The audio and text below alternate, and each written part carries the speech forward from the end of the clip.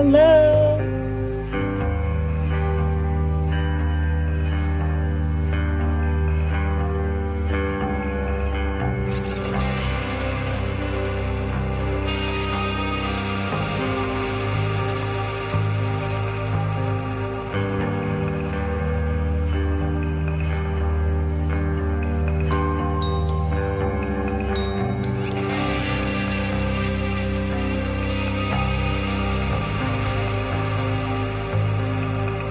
Hi, everybody.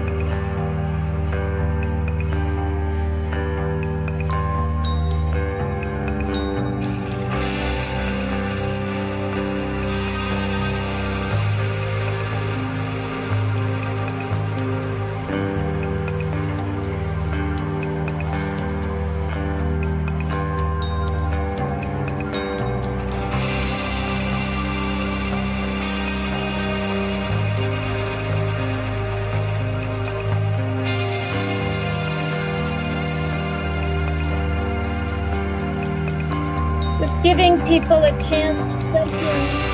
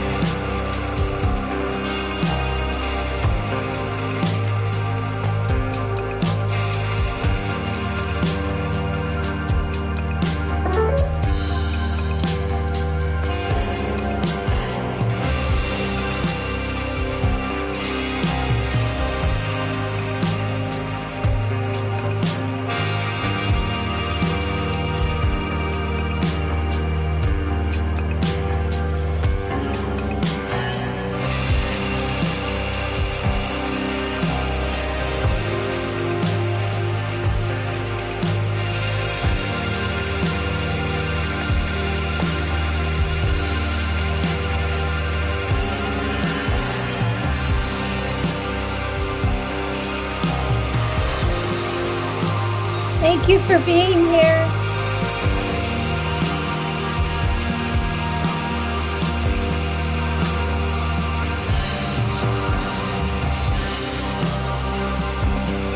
I'm going to warm up my coffee. Be right back.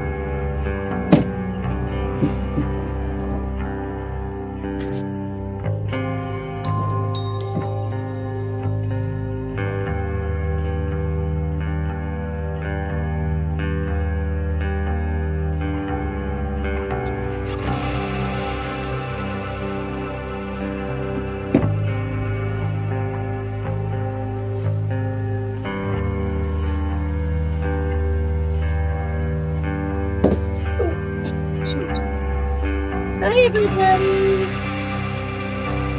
What's wrong with the dumb? Not the dumb, but the... What's it doing with it?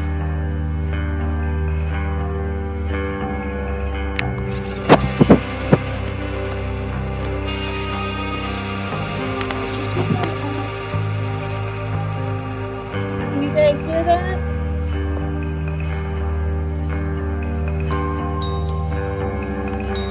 Hearing that. Does the music sound wanky? Oh, you're watching NFL Freezo. No, I gotta get the thumbnail at the end. I choose it, but I have the title. Is the music sounding wanky, you guys? Is it clear or making a funny noise? Why is it doing that? Hi, everybody. Okay, let me pause it real quick. Hi, everyone.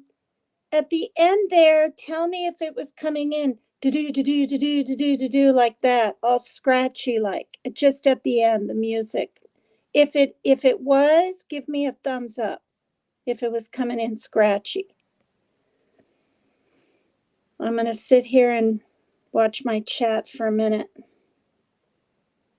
Hi, everyone. Hi, Truth Seeker. Hi, Groovy Gal. Loud. It's loud on purpose, just till I hop in. But thank you. I appreciate you, letting me know. Forever Trolling, Tammy, Anna, Destiny, Art Ghost Show, Strawberry Granny, Justice Jane, Joni. Hey, it's me. Hi, everyone. How did the music sound at the end there?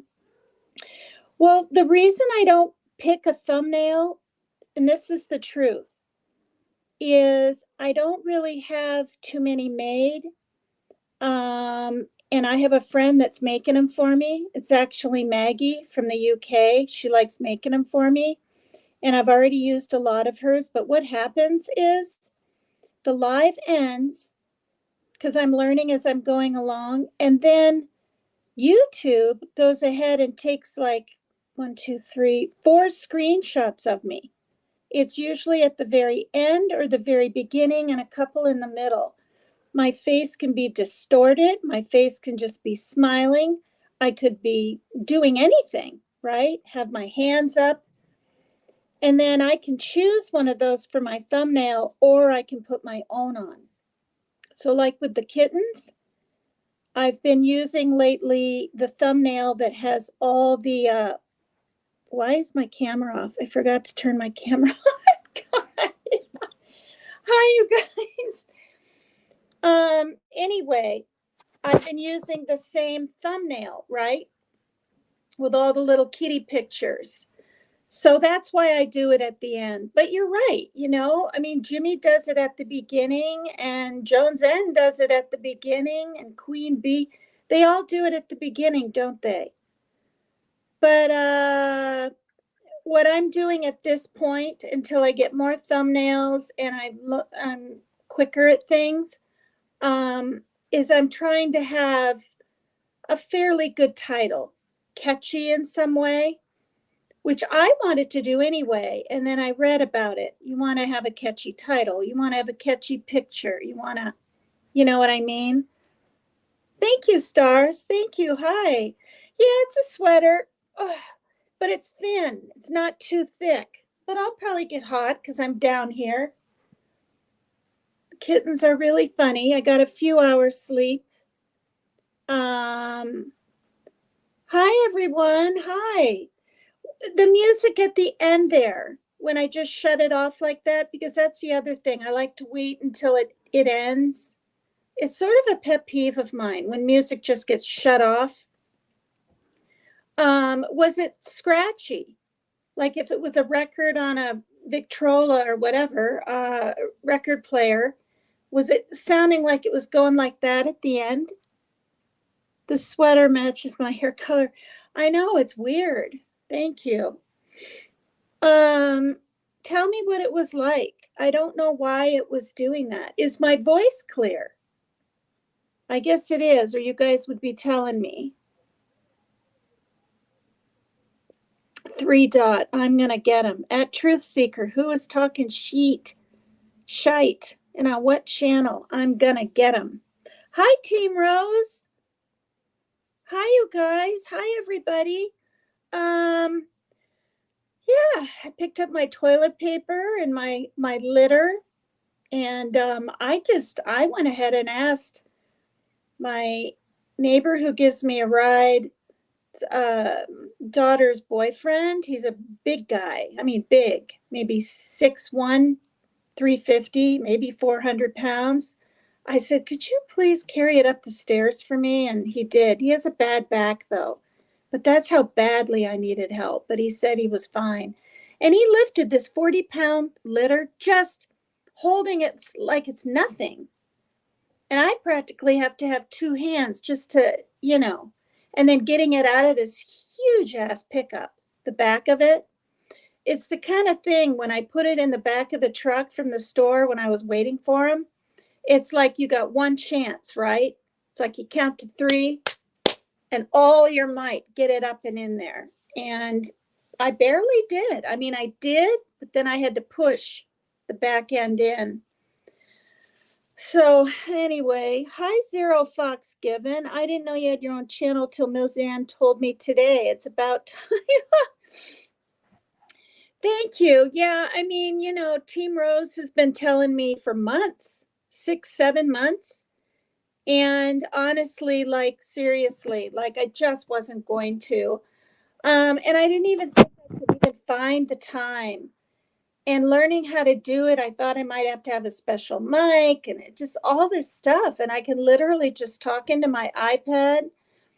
And even though it's been hard at times figuring out things on an iPad compared to a computer or a laptop, it's well worth it.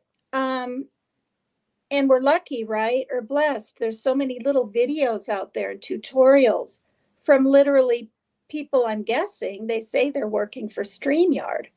They have the t-shirt on and everything. Hi, Destiny Rose. Hi, Anna. Hi, everybody. Thank you so much. Thanks for being here. I checked. Jimmy wasn't going live. Turtle Island is it's tonight, Sunday night. Is it not Sunday? Yes, it is. So that should be tonight, right? But I didn't see it anywhere in Facebook, not yet. And then, Dumplin wasn't live, and Becca did her lives last night, and Rebel isn't going live. And I was like, I need to get on here. So, yeah. All right, you guys. Let's see. Did you guys like the music kind of? I thought it was kind of cool for spooky stories and things. Did you guys hear it? Team Rose didn't hear it. I'm going to hit on it really quick. I am, to see if it's still doing the scratch thing. Because when things go wanky, it makes me nervous. Can you show your earrings? They look so pretty. The ones I have on, shoot, I meant to take these out. In fact, I'm going to. They're blue. And you know what? They're like nearly a plastic rock. But see, they're so bright, aren't they?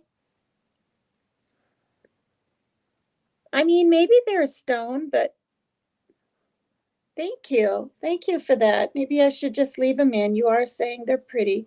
I guess they semi go with my blue jeans. I like to match a little bit, because I have a lot of earrings. I went ahead when my daughter got her ears pierced, but then decided even a couple weeks later, she wasn't into it.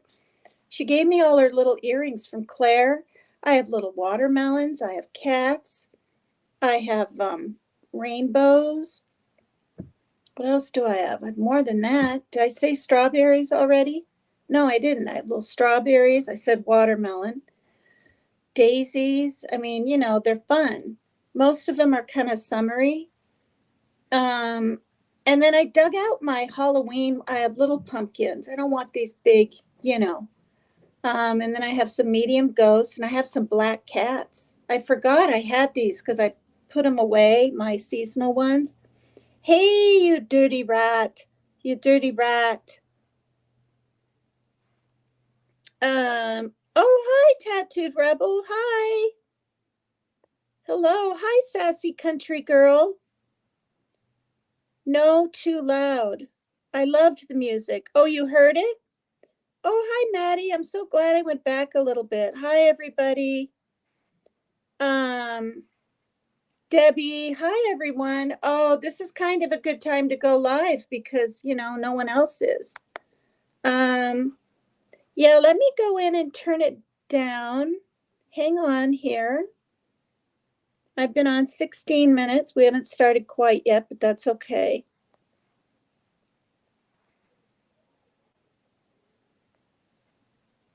Okay, background music is halfway down. There, I turned it down a little bit. The one I just played, the one I played with all the kittens at 5 in the morning when literally one was landed on my head and then went like this. I was like, I mean, it didn't hurt horrible, but the claws are really sharp and I've got thick hair.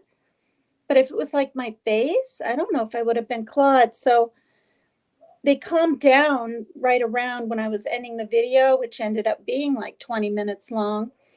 Because if you guys watch back, there was like red circle of part of her nose, not just a drop, a good red. She had dried blood. And I truly am, I'm 99.999% sure because I saw Sally jump up at her face and her head, and she probably got her claw in there.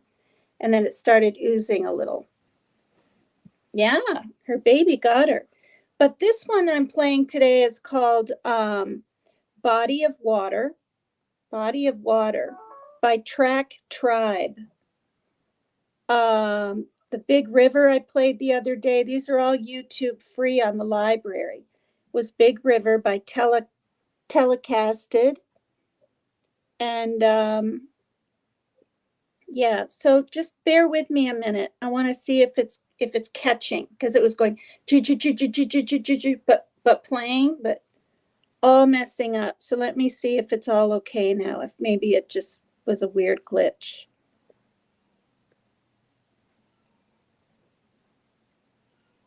My God.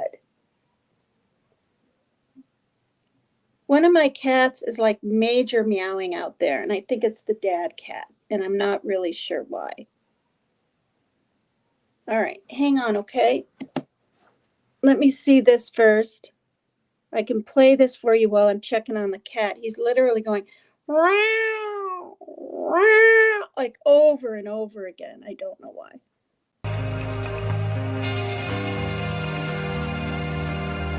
Oh, it's working now. God, I thought it was my iPad. Let me see what's wrong with the daddy kitty.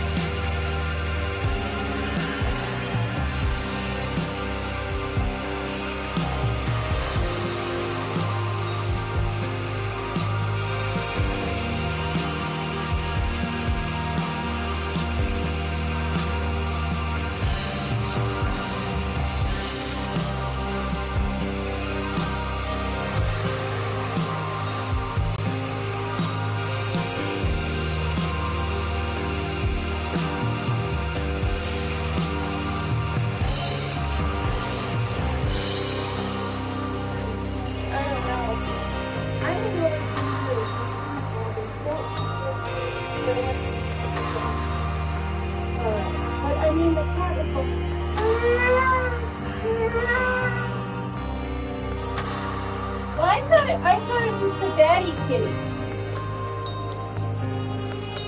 Oh, gosh. Okay, stopping. Just stopping abruptly. Let's get on with this. Hi, you guys. Now I'm roasting. Darn it. Now I've got to unplug this and plug my fan in.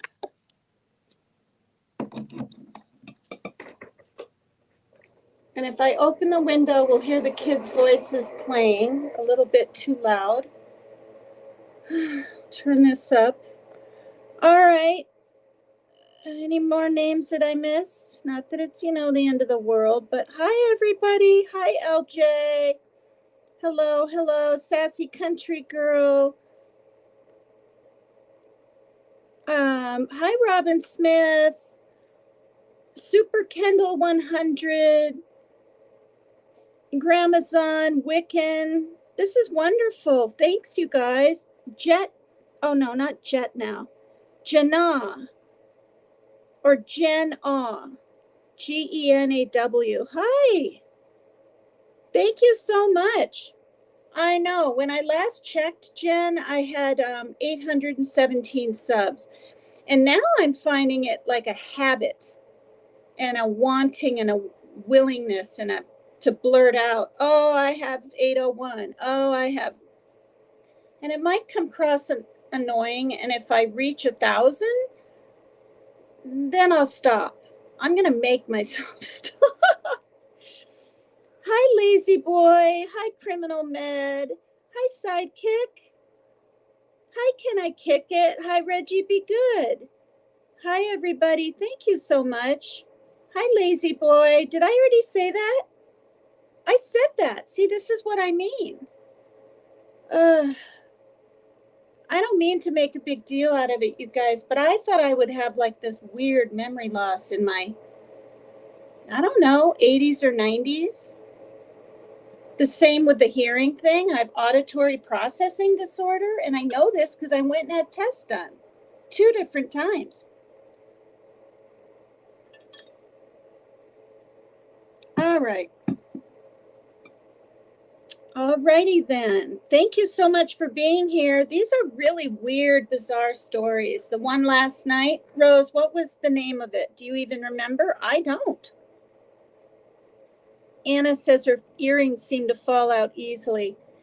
Yeah, I have to get these snug, the little things that just go on the back. You can buy those little teeny little things that go behind the earring holder. I mean, they're teeny, and you just slip them in. You can get some of those if you need to. Hi, everybody. Hello. Oh, so Destiny, I got your messages and all that. Don't think I didn't. And not, I don't want to ever act like I don't care when people are messaging me, trying to help me, trying to talk to me, trying to give me advice, trying to give me support. It's really nice. All right, you guys. Rose, do you remember the name of the gosh darn thing that Indel?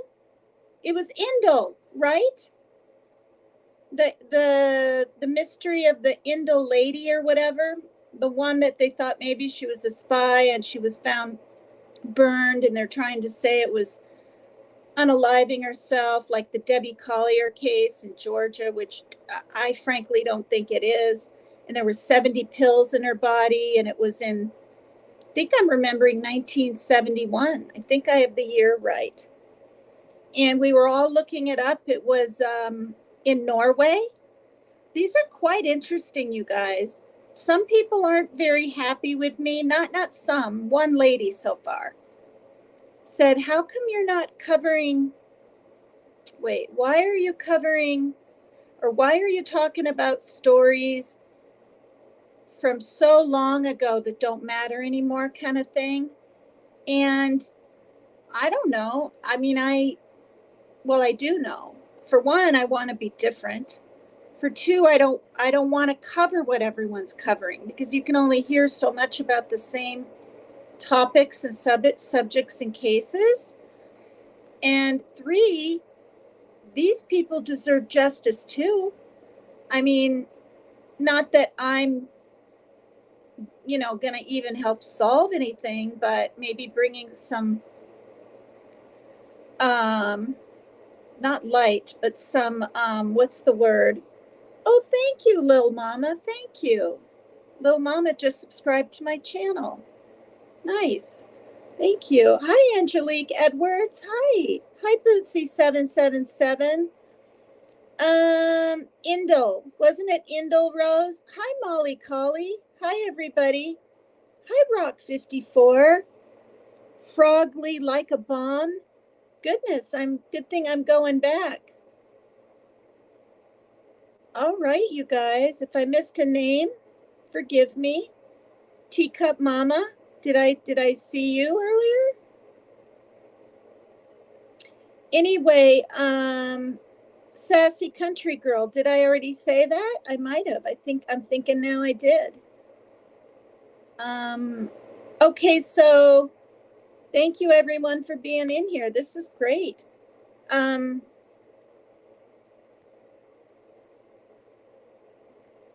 So you certainly don't have to, but I just put it up there because I'm going to have 7 cats eventually, so it'll help me with cat food and litter, and litter goes through quicker than cat food, frankly. That's what I think. But my PayPal, if one of my mods wants to type it in, or I don't know if we know how to pin it at the top yet. I don't. And I've seen videos. I can't figure it out, you guys. I just can't. Is at Dakota Dame, DAKOTA DAME 0627. PayPal. That's all I have. Hi, everyone. Okay, so check out my live from yesterday. I mean, it is a good 3 hours long, but I found it really interesting, and so many people know about these older cases. I mean, many people have already, YouTubers even, have covered these things, and I had no clue. I think it's the Indal, INDAL, the Indal lady, mystery of the Indal lady. She had wigs, many different passports. I think they said 8. That's a lot.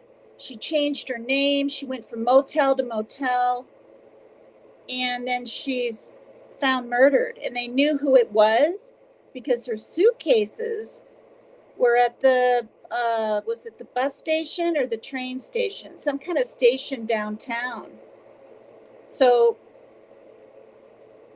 they're trying to say she took 70 pills and then lit herself on fire. It's ridiculous, frankly, I think. I just think it is. Anyway, it's a really neat story.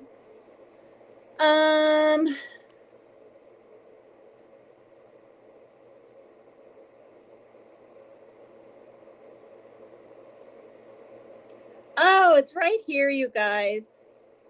It's not Indal, it's Isdal in Norway. ISDAL.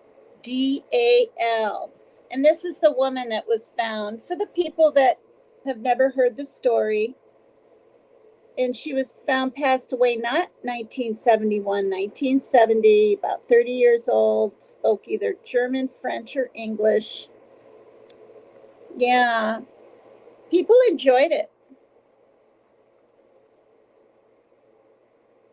No one knows her real name. That's why she's called the Isdal woman.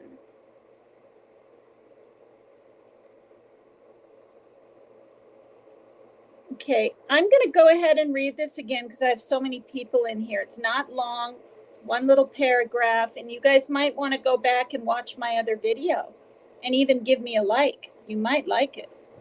She's called the Isdal woman because no one knows her real name. And her burnt body was recovered from Norway's Isdalen Valley on November 29, 1970. Her jewelry and her watch had been set out beside her. Labels were cut off her clothes, and investigators likened the appearance of the crime scene to something ritualistic. The BBC followed the same set of clues investigators did, and it just made things weirder. The first thing they found were her suitcases left at the last luggage department of a nearby railway station.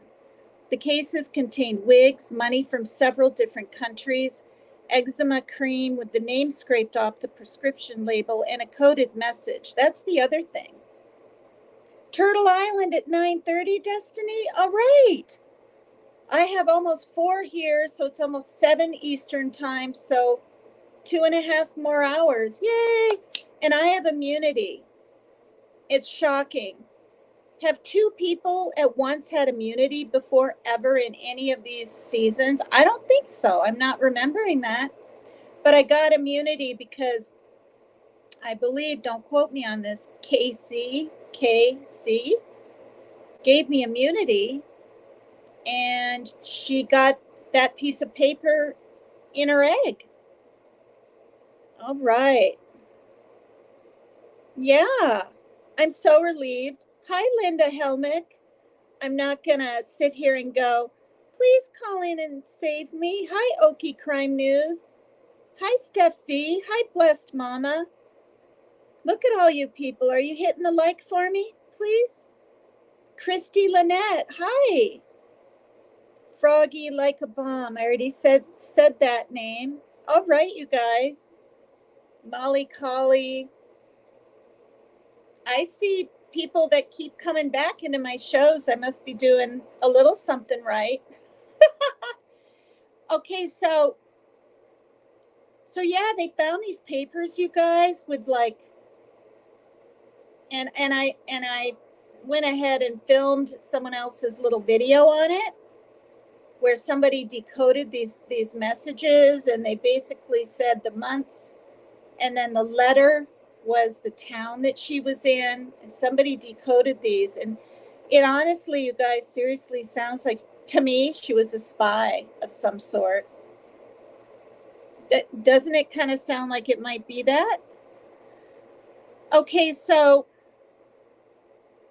the message was eventually decoded, and it was revealed to be a list of all the places she traveled to before she was killed. Police managed to track her movements across Norway, finding she had been staying at a series of hotels under at least 7 different aliases. Autopsy results revealed that she had been alive when she was set on fire. Wow, I forgot about that. And that she had, because there was soot in her lungs. That's what they said. Remember that, Rose? A damaged spy. Hi, Delta's girl. Oh, that's fantastic. Delta's girl. Hi, Delta's girl. She's from Canada, you guys. I haven't talked to her in a long time. Where am I? Okay.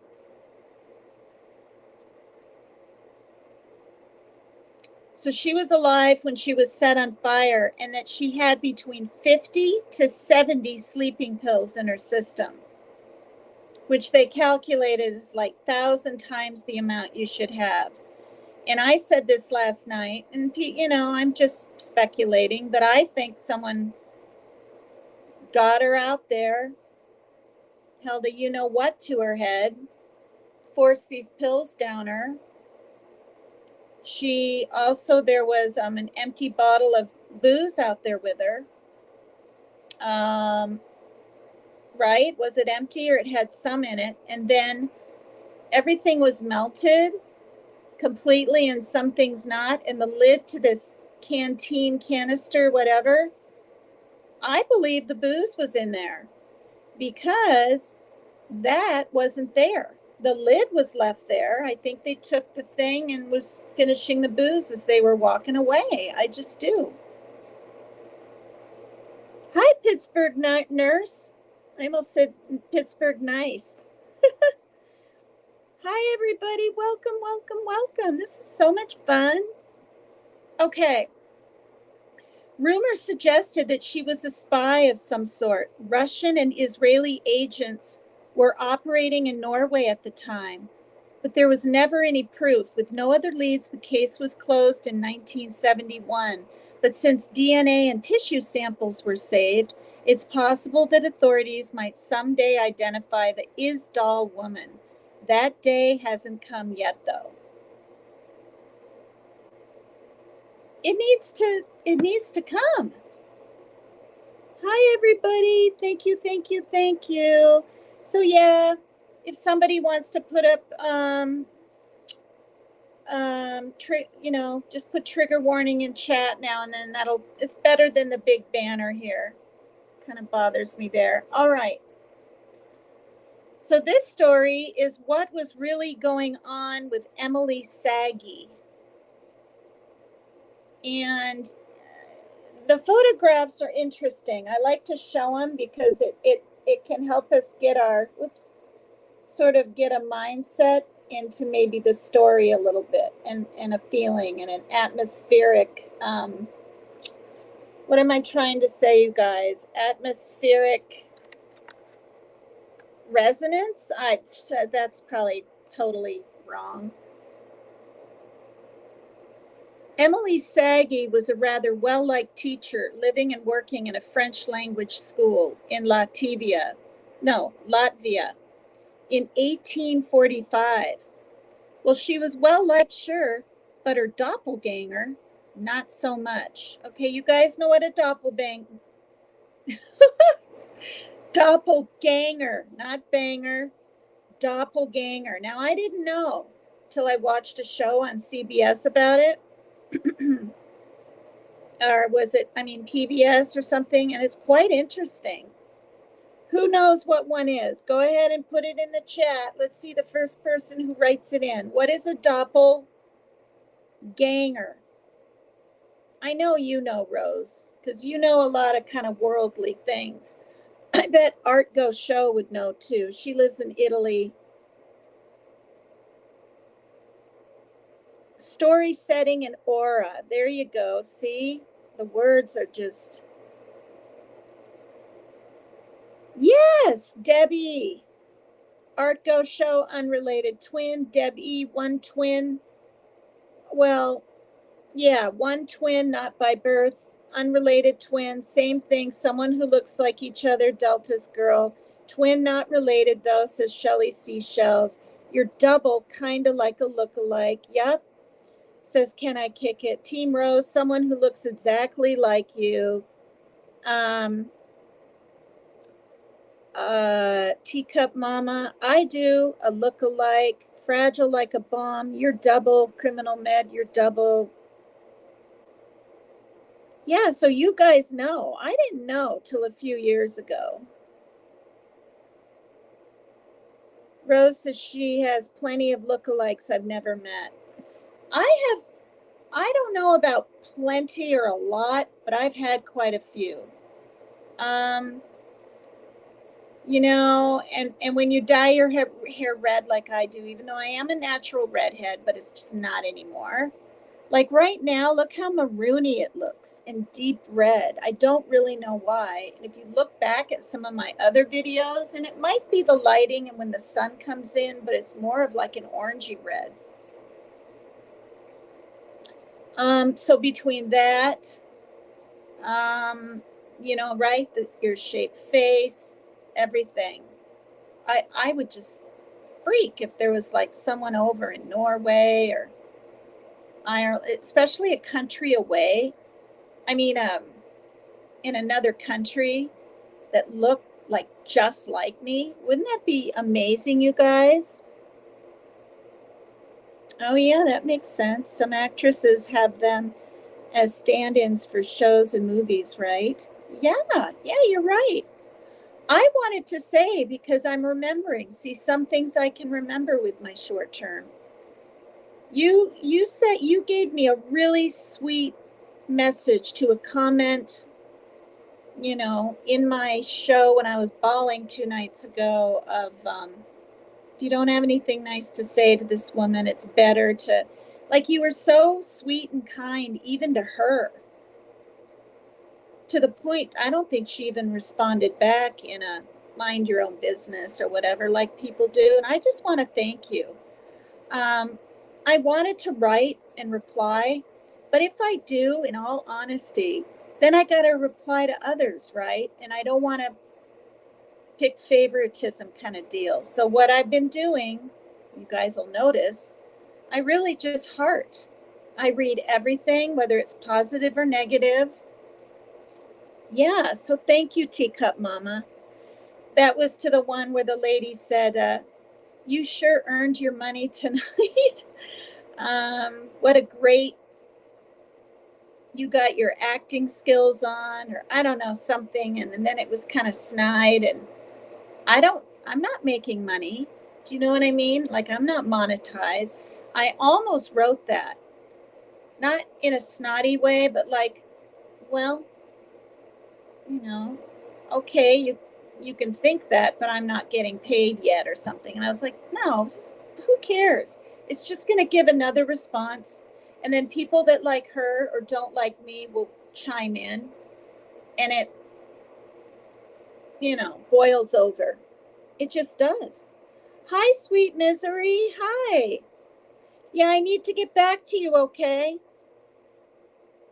And I would like to go up on your panel or whatever with you. You come up just like Rose does on Jimmy's now and then, and I think we have a good kind of giggly rapport with each other. Does that make any sense? I think it'd be fun. Yeah, I mean, probably not all the time, but now and then or whatever, like cover a story together. I haven't talked to you about it, but what's this? Paper Katina reacts. Look up. Mom saved daughter from rabid raccoon. It's a short. Let it loop a couple times. Gee. She did? Just recently? I've been told I look familiar a lot. I've had a lady say I look like Leanne Rimes when she was younger, but I don't see it. I know, some of us don't. Leanne Rimes is really pretty. I've been told I look like Molly Ringwald, not now.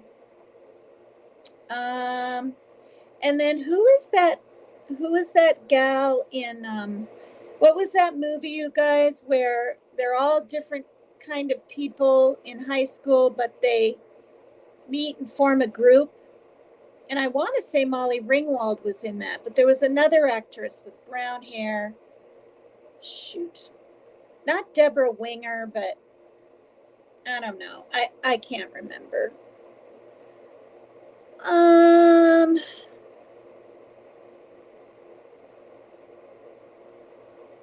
So, but how do I even look that up, Three Dot? Like, what state is it? What town? What's a name, right? The Reveal Report is doing a live on famous witches like Marina Abramovic. Yikes. My son thinks that those are real. I'm just going to say it right here. Years ago, 8-9 years ago, you guys, there was a group that said they were witches, right? Maybe they were Wiccan, whatever. But they said something, he didn't like it. It wasn't even directed to him, and he typed back something. And I didn't even know about this. This is years ago. He's been scared ever since. I'm like, and this is kind of his autism spectrum thing, right? Believing and magical thinking. I believe my son, you guys, seriously, has schizoid affective disorder. And for the first time ever, his new psychiatrist, who I've met one time and ran it by him, he agreed. Because he's got the magical thinking. He's not schizophrenic. He's not. He's been up at the place twice with mental health professionals. I mean, I was kind of beginning to think he was getting that, right? And then the affective, I found out, means the depression and the affective disorder. Yeah. And there's a lady up at Fred Meyer that no longer works there. Real nice, always wanting to give me a hug and stuff. She had it. She'd always ask, how's your son? And there's a guy that lives around here that has it. I mean, quite a few people have schizoid affective disorder. I never heard of it till about 4 years ago. Oh, yeah. I mean, it was really, really sweet. Very sweet. Thank you.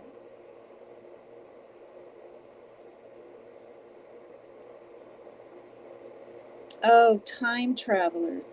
If that's anything like time looping and portals and all that, believes in that stuff too. I'm sorry. I'm not saying that maybe it's not true, but you can't live your life in fear over it. Do you know what I mean? I mean, you can, but what kind of life is that, you know? Hey, hi, Riley Nicole. Hi, Luna Moon. This is so wonderful. Look at all the people. Katie of New Hampshire, Sean B, Stacy, Sam's Rock. Look at, are you guys all hitting the like for me? Thank you. 3 Dot is still in here. How is that happening, 3 Dot? I'm just kidding.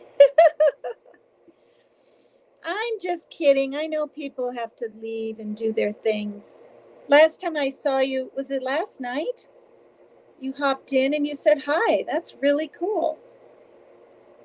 I believe in these things, but I don't live in fear of them. Yeah, I mean, but if your brain tells you you should, or if you're on the autism spectrum and you believe, even if it's someone under 18 says they're a warlock, that's what he's going through. We're talking years ago, and it's fucked him up bad. I had to get on the phone with this boy's father and mother, and they agreed those two couldn't talk to each other anymore, and it stopped. And this was on a Mother's Day. My son was nearly suicide ideation. Yeah. I've really been through it, you guys. This was before my stroke. Stress will lead to strokes. I don't care what anyone says. I really believe it now.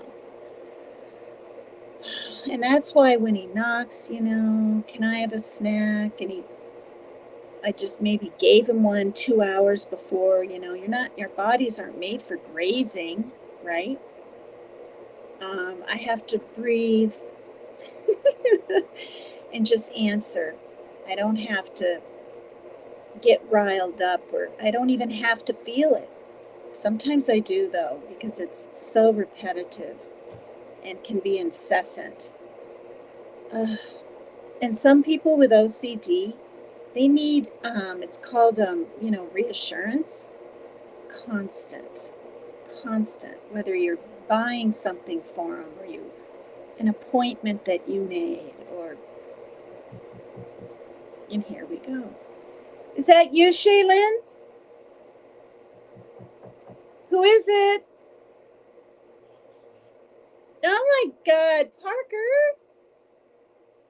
Can I have a snack? I made you lunch. I don't even know if we have many. Let me say hi to some people. Hi, Stardust. Did I say hi, everybody? Isn't that amazing timing?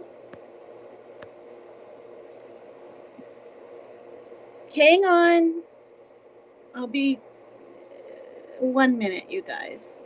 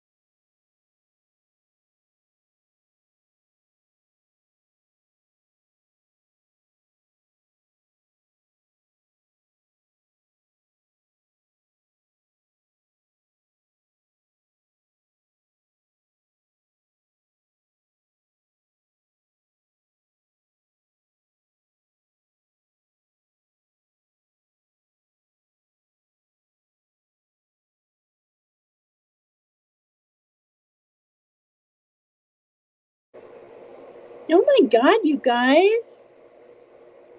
This is the thing. When he was a teenager, I could have food out like regular people. I'll put bananas and fruits, and I got vegetables right there. But the carbs and the snacks, we're not talking eat half a box of crackers. It's like the whole thing and then some. And then none of us have any snacks. You know what I mean? And he gained so much weight. He literally was having gastrointestinal, let's put it that way, issues. We had to have x-rays done, all this stuff. And she said it was his diet. His friend was on the keto diet, no sugar at all. There's sugar in milk, there's sugar in carrots, there's sugar in apples. No sugar.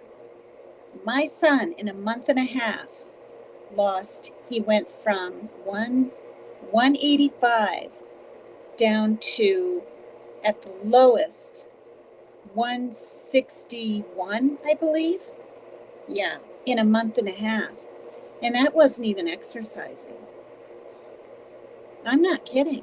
Like, it was shocking. We didn't even go for walks every day. I can barely get him out of the house sometimes. The fat on his stomach, because he looked like he was 8 months pregnant. I'm not kidding you guys. Like, he was really unhealthy, and he was only like 26. It was just falling off. So I have a brand new digital scale, and every other day, weigh him, and it'd be 4 pounds, 5 pounds, 2 pounds. He kept it off for a whole year and a half, right? And Easter came, and summer with some ice cream, and I didn't want to have ice cream and my daughter and deprive him and get a pie and say, no, you can't have any, right? Pumpkin pie at Thanksgiving. And sugar, really, I think he has insulin resistance problem with the sugar thing. But anyway, as most of you know, he did not want to take his antipsychotic anymore. And it was shocking. It was shocking. Within, I dare say, 3 weeks, you guys, without even trying, he went, because he got back up to 185 again. He was 185 down to 164 in 3 weeks. I'm not making any of this up. Now, I had read that his antipsychotic, and I'm not going to say what it is on here, would not cause weight gain. He read that it did. It was helping with his OCD and psychosis that he has once in a blue moon. But it's, I'm glad he's not on it. You know, it's, he's on something else now. So anyway. Okay. Well, my son has that too. So what I basically do is I read stories, but my son has some issues. So if he knocks and needs a snack, I feel like, or he's knocking for something else or whatever, I feel like I have to kind of explain the interruptions.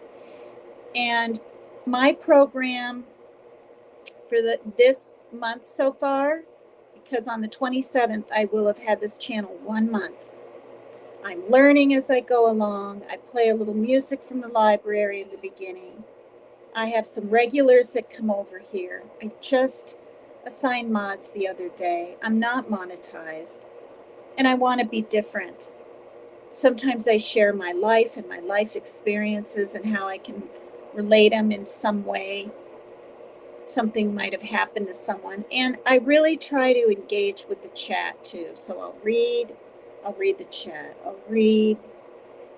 That's what my channel is about for the ADHD person. And I'm glad you're here. Please like, please subscribe if you haven't. Thank you so much. And I don't think I've missed any names. But yeah, you know, and we all have, not all, a lot, thousands of people have children or relatives that go through mental issues. And it's hard. It's hard on everyone else in the family too. You know what I mean? Yeah, I mean, you know. All right, so This is Emily Saggy. I'll just start from the beginning because it was only 2 sentences.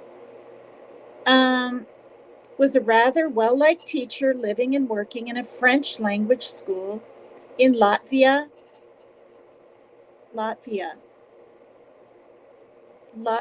Is that like, I wonder where that is. I'll just keep reading. In 1845. Well, she was well-liked, sure, but her doppelganger, which we were talking about, what is a doppelganger? It's someone that looks just like you, like a twin, but has no relation to you at all. I saw a program on it. And apparently, isn't it true, you guys? Supposedly, we all have a doppelganger out there somewhere in another country, whatever, at least one. I think I saw that on my show, and we're not aware of it. Then they say her doppelganger, not so much. She wasn't well liked.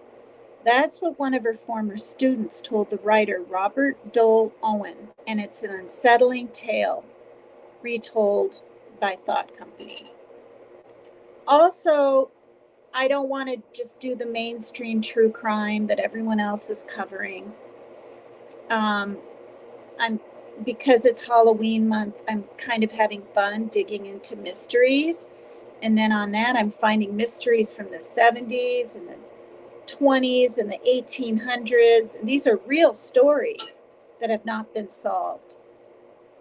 They're interesting. They're riveting. They're really scary. They're graphic as all get out. I've literally cried on here before. It's because some of them have pictures, not graphic, not all bloody, not showing body parts that shouldn't be seen. Do you know what I mean? Things like that. But that one Dyslop or whatever, those 9 hikers in Russia that just went to go hiking, all young, were butchered, and they still don't know who by. And I showed some crime scene photos, you guys, of them frozen in the snow and whatnot. They're all in black and white, but it was something else. That was like 3 days ago. Okay, so in one episode,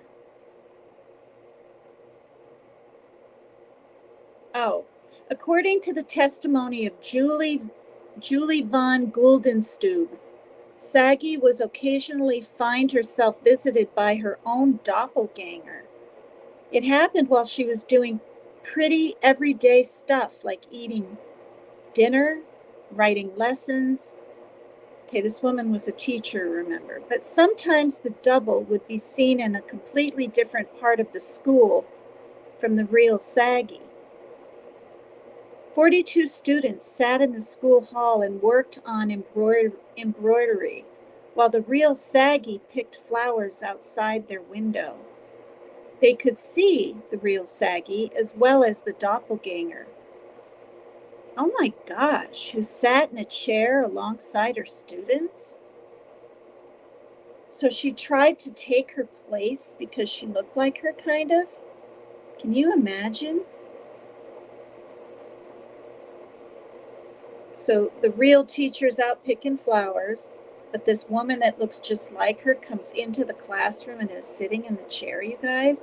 Now, granted, this is back in 1800, what did I say? 1845. And she was a well-liked teacher living and working in a French language school in Latvia. She was well-liked, but apparently not by her doppelganger.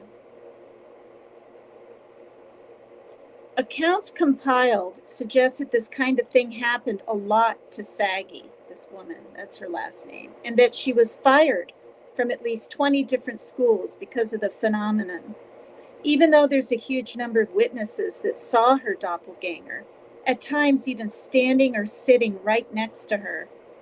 Poor Saggy herself never did?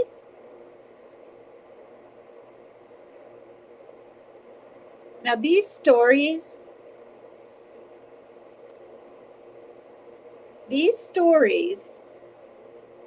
I chose them not because they're like folklore, fables, and stuff like that. These stories are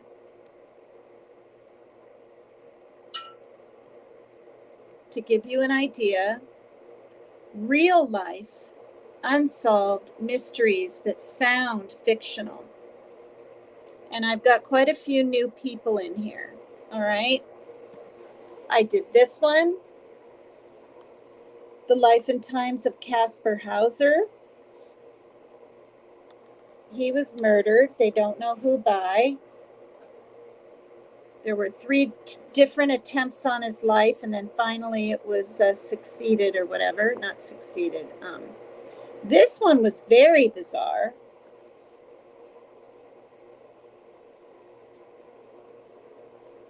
This was last night. The Identity of the Man in the Iron Mask. Apparently they did a movie on this person. This was way back in the 19th century. He would follow a certain person to different prisons with either velvet on or an iron mask to hide his identity. Just bizarre. No one knows to this day who that is. This one was quite sad, wasn't it? Wasn't it the people that were in last night? Hi, Lloyd Boston. Now, I thought two people were killed, Stur Bergwall and a Thomas Quick. But Stur Bergwall is the killer after we listened to the video. And his first victim's name, he's a serial killer, was Thomas. And then he used his mother's maiden name, Quick, and called himself, the killer did, Thomas Quick. Isn't that bizarre? And this 11-year-old boy in Sweden, his father talks, still doesn't, they feel he believes it's him, I think. But this killer now is saying that he wanted to impress his psychiatrist. He felt he was boring, and so he looked into cases, embellished the details. I don't, but he was not just charged, like convicted, right, Rose, on like 3. So sad. And then I covered this one, not too many.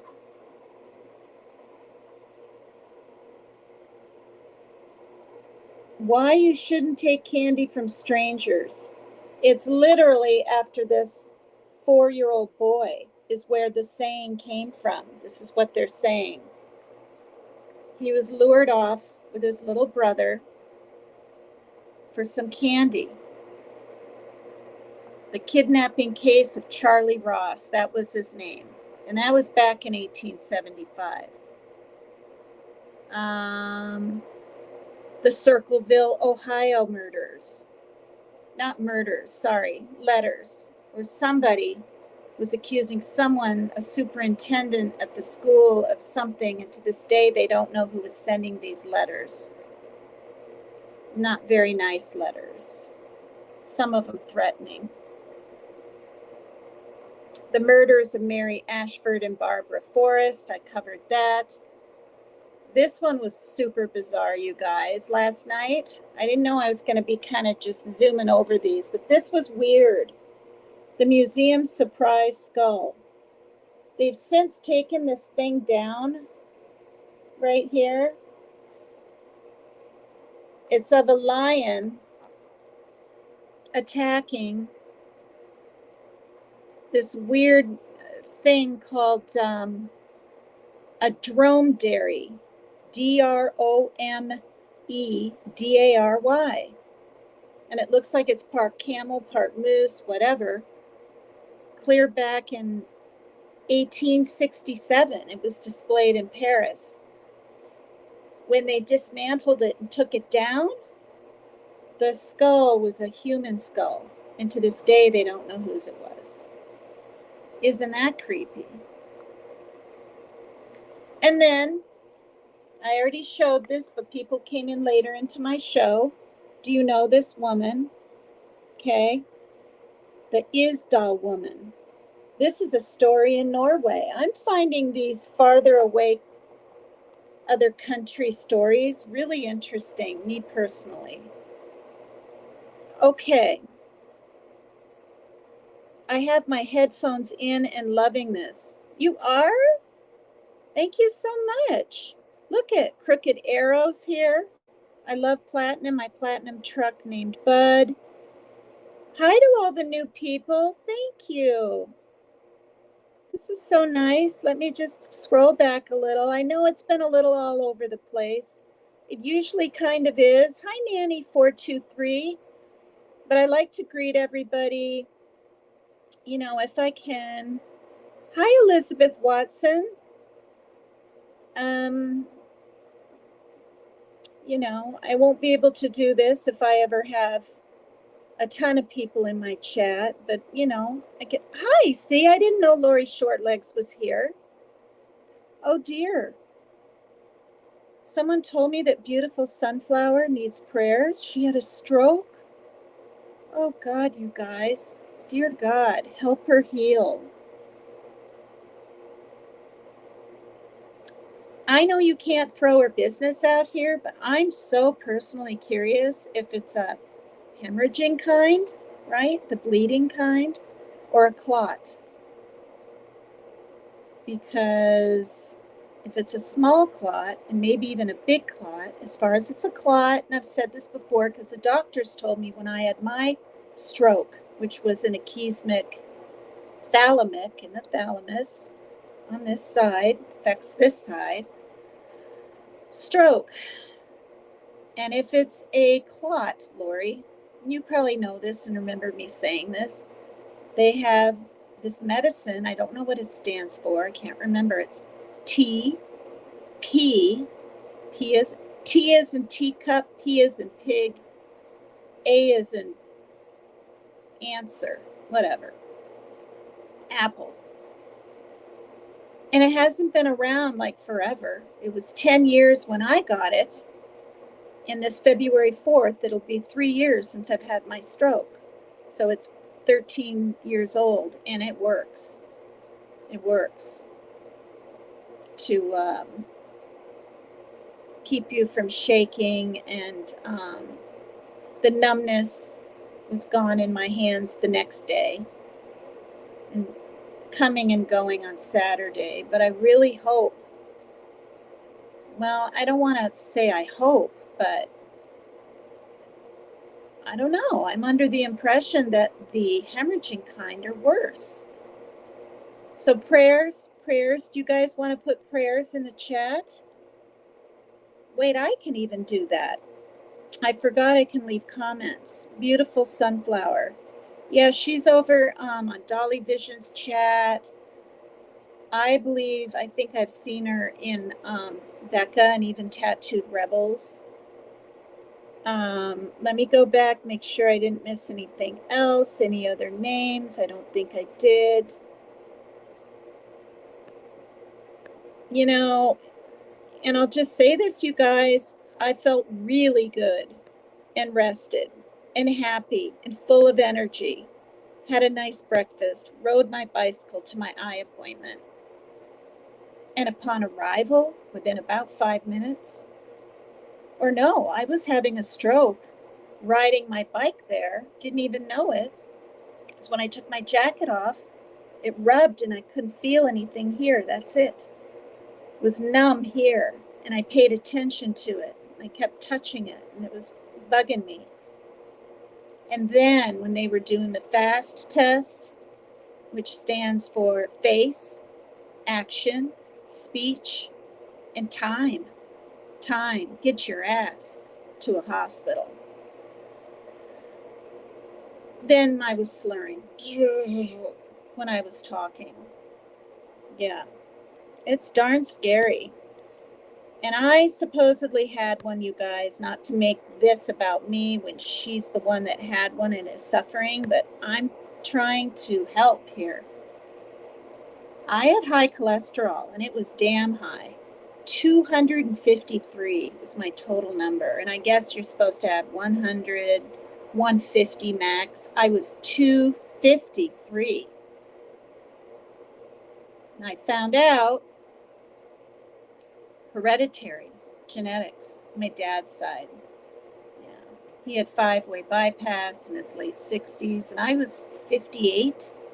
Yeah, 58 when I had my stroke.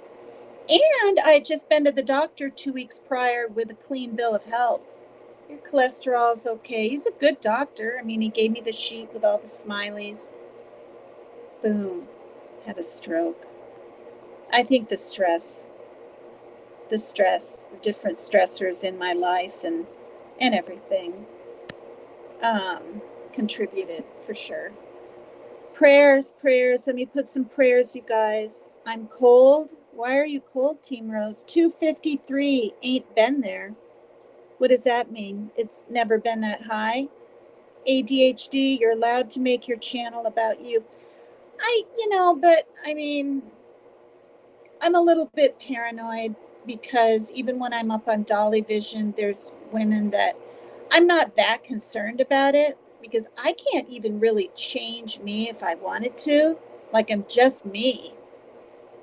If I change me, I'll just be sitting up there, barely saying anything. Do you know what I mean? And until people get up on panel, you don't know what it's like. If someone's lagging just a millisecond, you're both talking at the same time and you don't think you're going to be interrupting, you know? All right, I hope she's okay. Let me put prayers in. Prayers.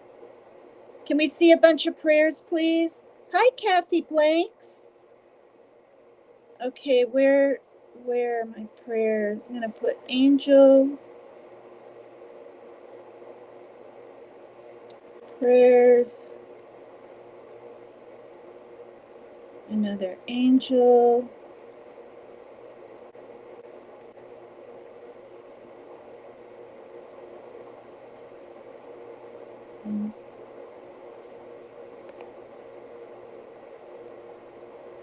You guys, thank you so much. This is good. Lori, if you talk to her, it's probably, maybe, I don't know how close you are.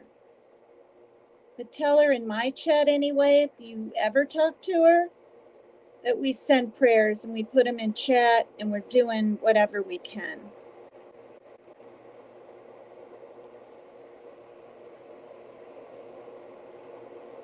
Oh. Okay, Team Rose, you're in here as Rose Director too.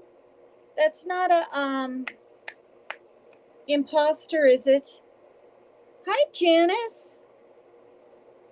Oh, hi, Kathy. Thank you. Tina saw your kitten's a cat. Thank you. I will be opening a shelter here in Las Vegas, Nevada in February. Thank you for caring and with donation. Nice. Yeah. Did I donate? Or are you're just saying that you accept donations? Because you guys, I'm not going to get into the graphics, and I just had to look. But then when I saw the cat wobbling and falling down because they inject them with shit, and then they kill them when they're done doing their experiences, it's disgusting. It's called white coat. I don't know. Anyway, it keeps coming on my phone and in my emails, and it's kittens and grown cats and abducted cats and dogs and monkeys and rats. And thank God for PETA, and thank God for other people like Janice who give a crap about animals. I mean, that's a big reason we're keeping these kittens.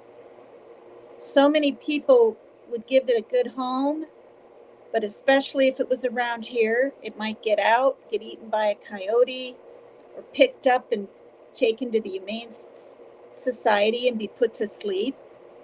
I've seen animals get picked up here because people don't keep them inside or they get out. They have to be indoor.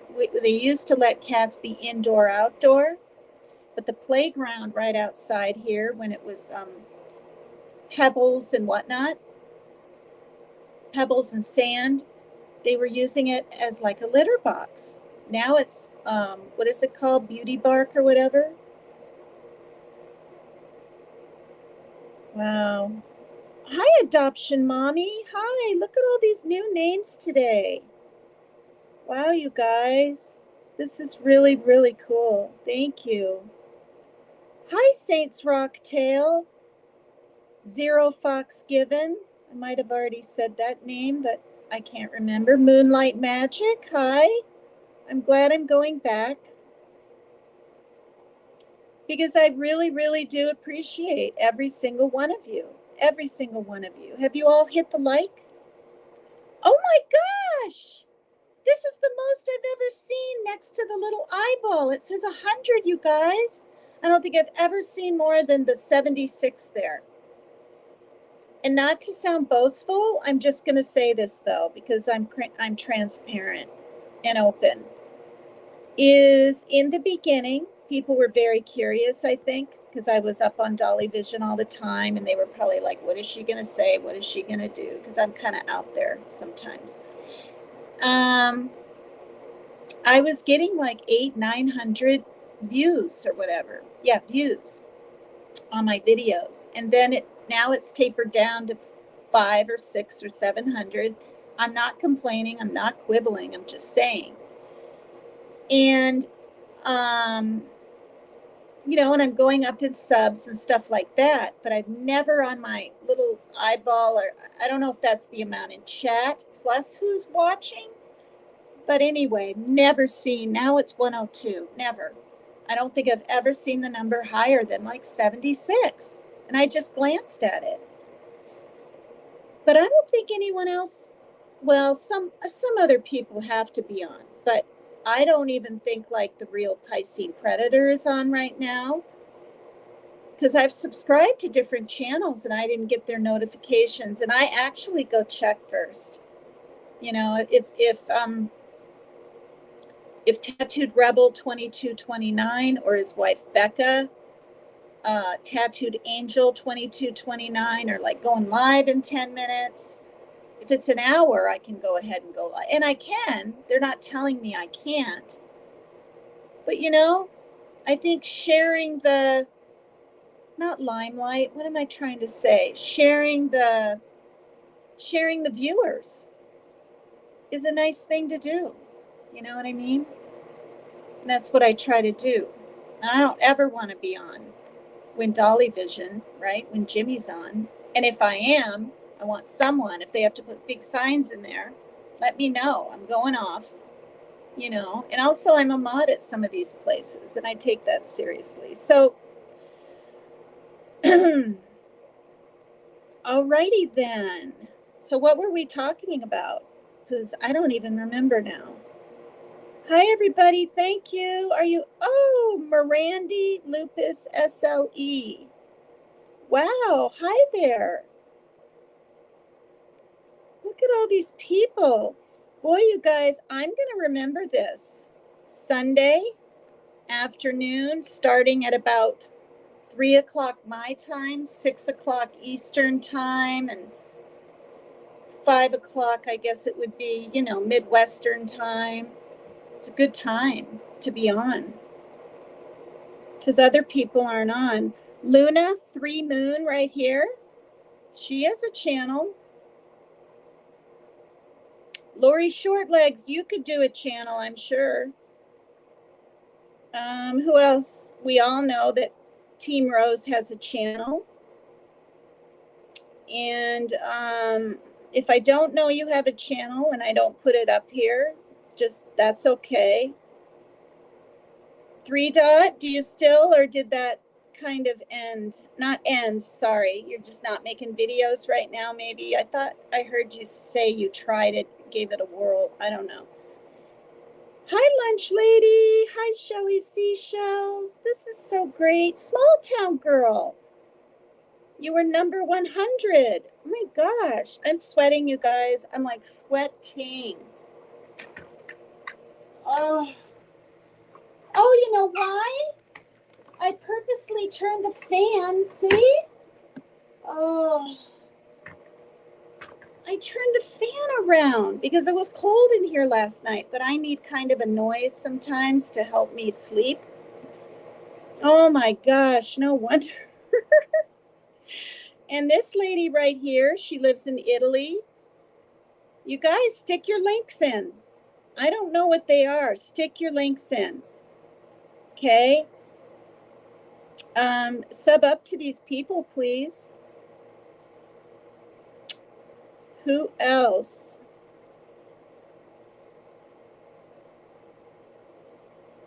Oh, hi, Jean Warren. I didn't know you were in here. Look at all her little emojis, a church and all kinds of things. Very sweet. Thank you. Thank you, everyone. Hi, Cindy Smith. I think there's some names I didn't see. Okay, right here. Sweet Misery. She has a channel. Stick it in here, Sweet Misery. Stick your link in. Don't be shy. Don't,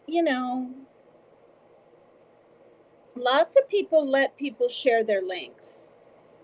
Jimmy does it now. He lets me stick my @PaperCutTina2332 in there pretty much whenever I want. Say it on panel. I mean, I'm not going to shove it in there in the middle of a true crime story and be like, hey, look at me and my channel, but like at the end of the show or something.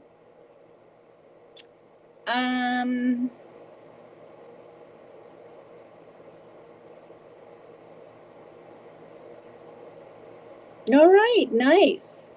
So if I missed anyone, hi, Nanny423. Hi, Dollar. I'm listening to you in the shower. Well, that was at 4:35 and it's 4:50. Maybe you're out now.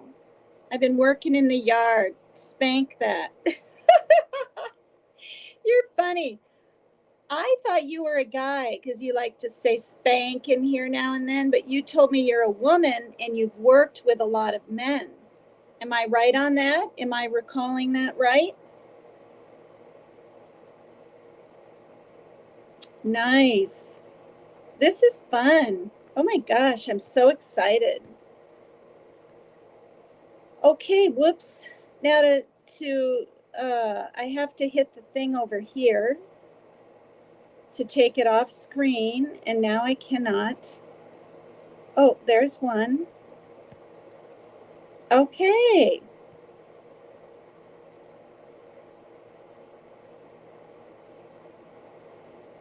Hi, Barbara Smith.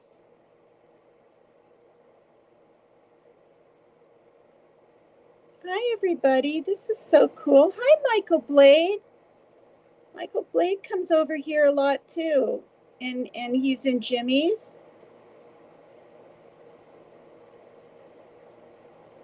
So cool. Jimmy used to have his program, Jimmy Jams, and people called him Jim and Jimmy and stuff all the time. And it's more personable. That's why I call him Jimmy all the time. There's some women that don't like it, but oh well. Until he tells me otherwise, I'm going to call him Jimmy, Hey, Tattooed Rebel is back. Okay, what is this? Another freaking mistake. What's up with that? Did I do something? If I did, I won't be surprised. Who made a mistake? I mean, is it something I need to know about or be aware of? Or is it in response to something else or something you did? Or I don't know. Thank you so much. Thank you, you guys. Thank you. I didn't know what I was going to do. I chose the title, I Don't Give a Sip, because it was kind of a funny thing. It was a cup. I have the cup. It's in the kitchen, but I'm using this fall one right now. It says, I don't give a sip. It's my son's cup.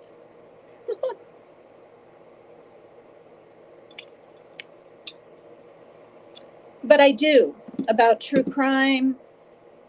I do about everything. I don't give a sip if people want to pick on me or don't want to sub or don't like me anymore, because I used to. I didn't really understand it.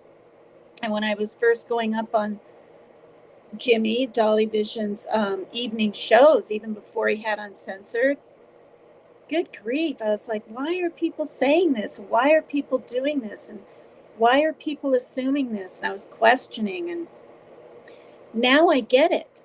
I've been around YouTube for a year. I started going up on his panel, and only his, no, and Rebels, about a month or two after Tattooed Rebels. And then Becca's a month after that. And then I was accused of being, what is it called, where you jump on everyone's panels? Not a panel whore. What's the word, you guys? Well, anyway, a hijacker, a panel hijacker or something. And I only went to 3. You know, I didn't hop over on clip channels and go to every single channel out there. I mean, people will find whatever they can to diss you with. You know what I mean? Hopper, channel hopper. Is it just hopper? Oh, whoops. Art's laughing. Okay. Somebody said Savage still wasn't kicked. No, she is now. If this is what you're referring to, before she was kicked, but she wasn't supposed to be. Okay. So then this last time the count was wrong. They recounted. Then this last show, this past Wednesday, she got kicked. Yeah. Right? To everyone else that saw this. Third planet from the... Hi, you guys. Thank you so much. Jeez. Makes me kind of emotional when I hear positive over and over and over. It's very nice. Very nice to be appreciated and whatever, you know.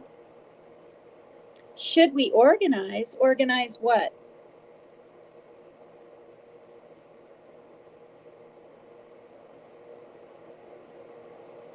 No. Savage got booted. I have immunity. Jones N has immunity, right? Am I saying these right things? And then someone else was let go off the island.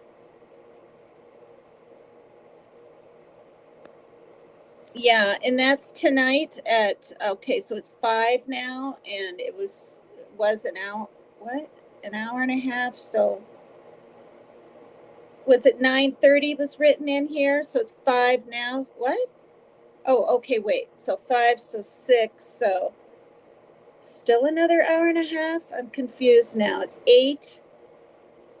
I'm pretty sure it's not 9, it's 9:30. So it's nearly 5 my time. So East Coast time, it's 8. So another hour and a half. Am I right about that? Oh, Destiny, saying it right here. Okay.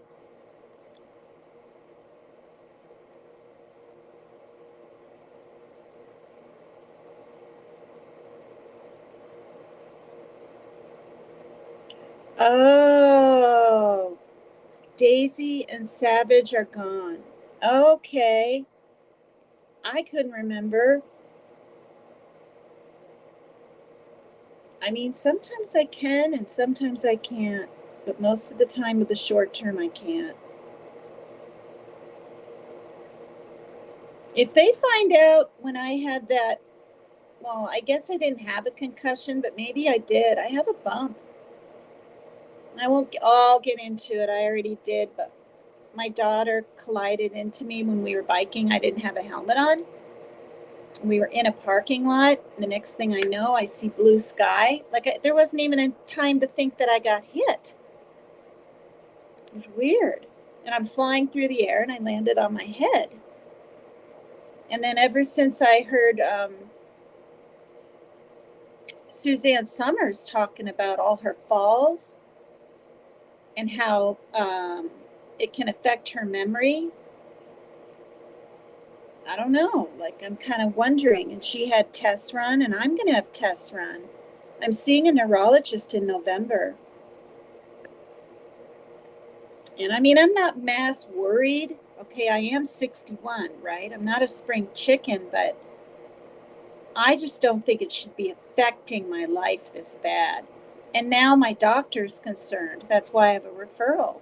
He did a little test with me, you guys. It's called SLUMS. SLUMS. I don't know what it stands for. I can't remember. But yeah, I only got 19 right out of 30 or something. And I'm the one that said, should I be concerned? And he said, yes. And I got emotional a little bit, of course, knowing me, and said, well, it's not Alzheimer's, is it? And he said this. He said it could be, or it could just be a cognitive impairment. And I'm like, okay. And then he goes, Megan, don't freak out. And of course I started bawling. And then I stopped as soon as I started because I just couldn't help it.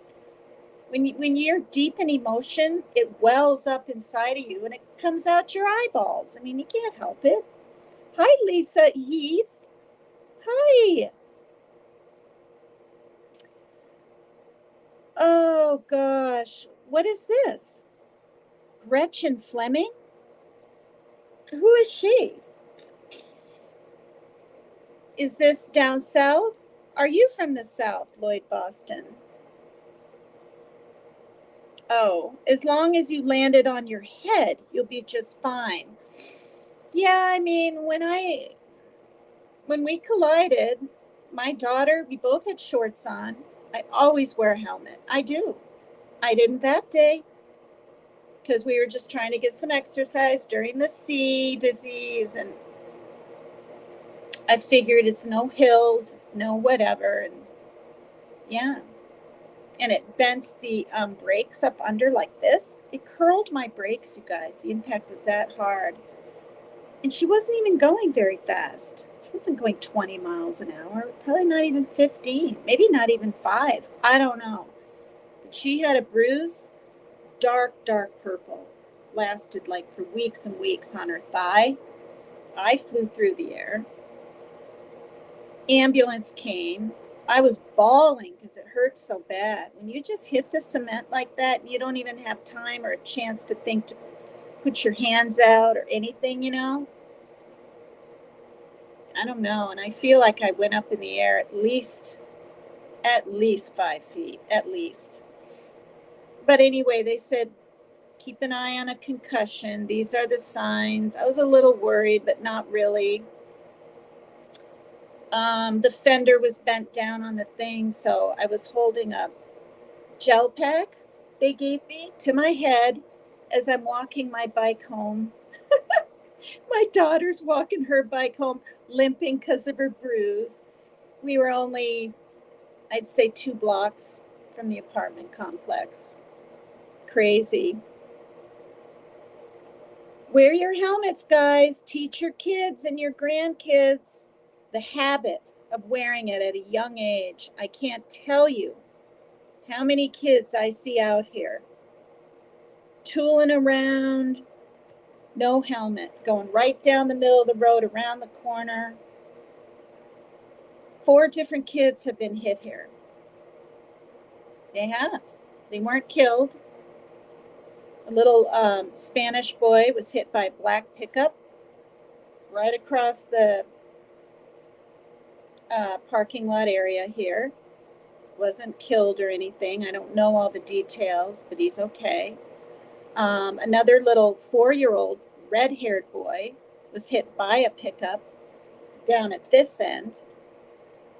Because when I moved in here 22 years ago, there were 350 kids.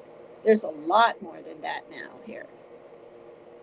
And then I saw with my own eyes, like 11 and 12-year-old kids on their bikes crossing the little crosswalk area to get to the other parking lot side, get hit. They station wagon bumped into them, but they just kept going.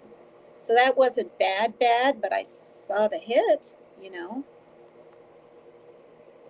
I heard about a 5-year-old little girl fell out the window, broke her arm, landed in bushes.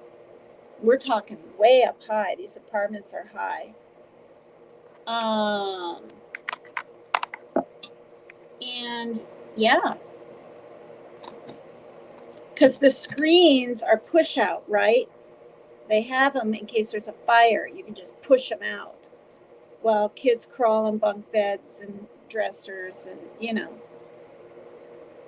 And now, why is my iPad going wanky?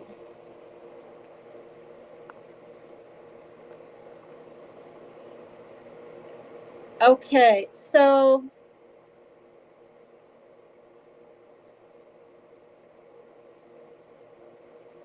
wait, you guys. Oh,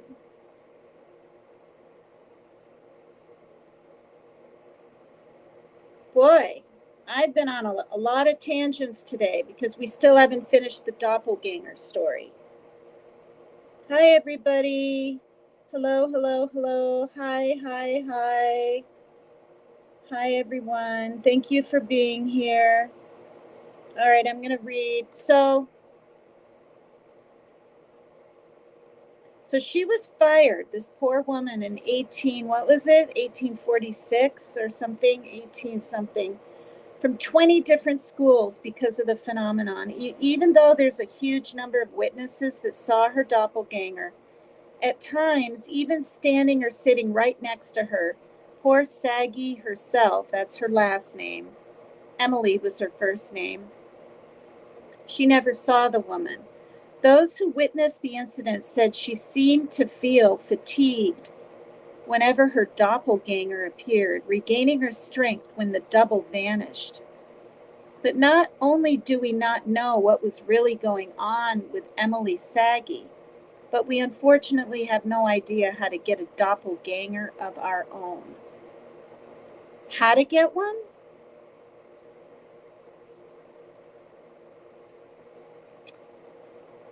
Yeah, this was a weird. I read this a few days back, and it's short.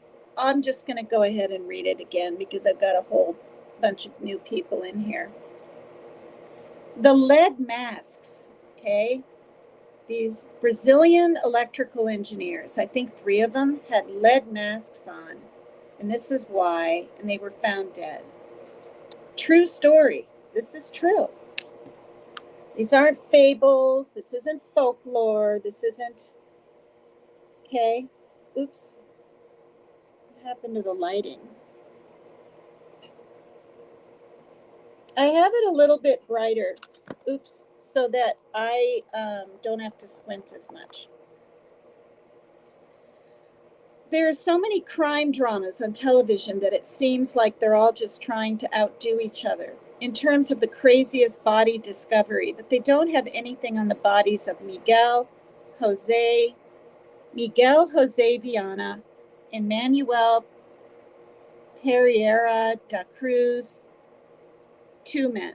2 men described as Brazilian electrical engineers who went out in the most spectacularly bizarre way possible. When they were found on August 20, 1966, they were laying side by side, were dressed in suits and waterproof coats, and were wearing lead masks. They had a pair of towels with them because you should always know where your towel is. Okay, that's what it says. An empty water bottle and a notebook that contained an entry that translated to 1630 be at agreed place, 1830 swallow capsules, after effect protect metals, wait for mask signal. Good grief. I love chili. Someone's talking about chili in here. We had chili for dinner, stardust. All the chunky vegetables. Oh. Anyway, isn't that weird, you guys? And that's pretty much it. No one has the foggiest idea what the story behind their mysterious deaths are, but we're pretty sure it must be amazing. Since no toxicology reports were ever done, no one even knows what the two took. If anything, as for what they were waiting for, and those metals that needed protecting, no clue there either. Isn't that weird? Like what? They thought if they take these capsules, these lead masks were going to protect them, and they believed it? That's sad. All right. So I'm going to read this one again too, because they're short. I'm just going to do it, you guys. I have a lot of newish people in here today. Names, I mean, I haven't seen in here before, and I really appreciate it. And all the ones that keep coming back. Who put Bella in the witch elm? Rose, I don't think you were in here when I talked about this, and you're into, I'm bringing you up because you're into herbs. You know about herbs and organic things and all of this kind of stuff. Is this the cutest?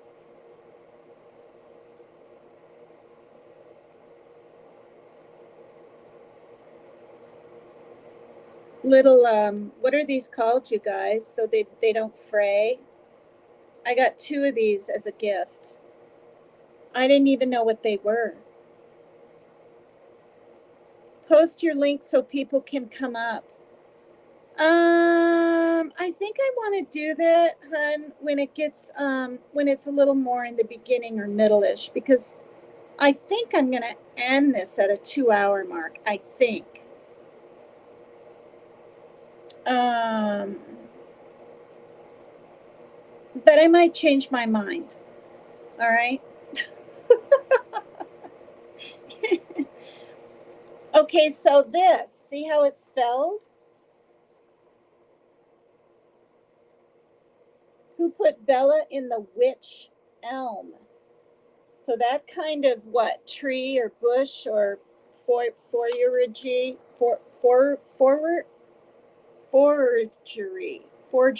not forgery. What's the word? Well, anyway, it looks like a tree, I guess. Looks really kind of pretty with all its ruffled leaves together, like little roses almost. Witch is W-Y-C-H, as you guys saw. All right, here we go. In 1943, 4 boys were hunting in Birmingham when they made a grisly discovery: the skeletal remains of a woman lodged inside a hollow tree. Her hand and shin bones were buried nearby. Trigger warning. Is that in here? Foliage. Thank you. See? Words escape me. I'm not a dumbass. I got B average in high school. Language and spelling and reading I was good at. It's my damn memory. Math I sucked at, and I still do. I hate math. I hate math. All of it. Division, fractions. And I was supposed to wear glasses, you guys, in high school, and I didn't want to. I felt like I looked ugly, so I couldn't see the board, and my chair was way in back. I could never learn algebra, not pre-algebra, not regular algebra, certainly not geometry. Straight Fs. Straight Fs.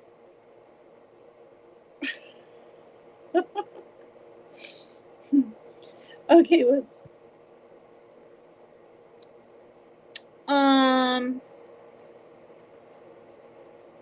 Is trigger warning put up in here for me, mods, my mods?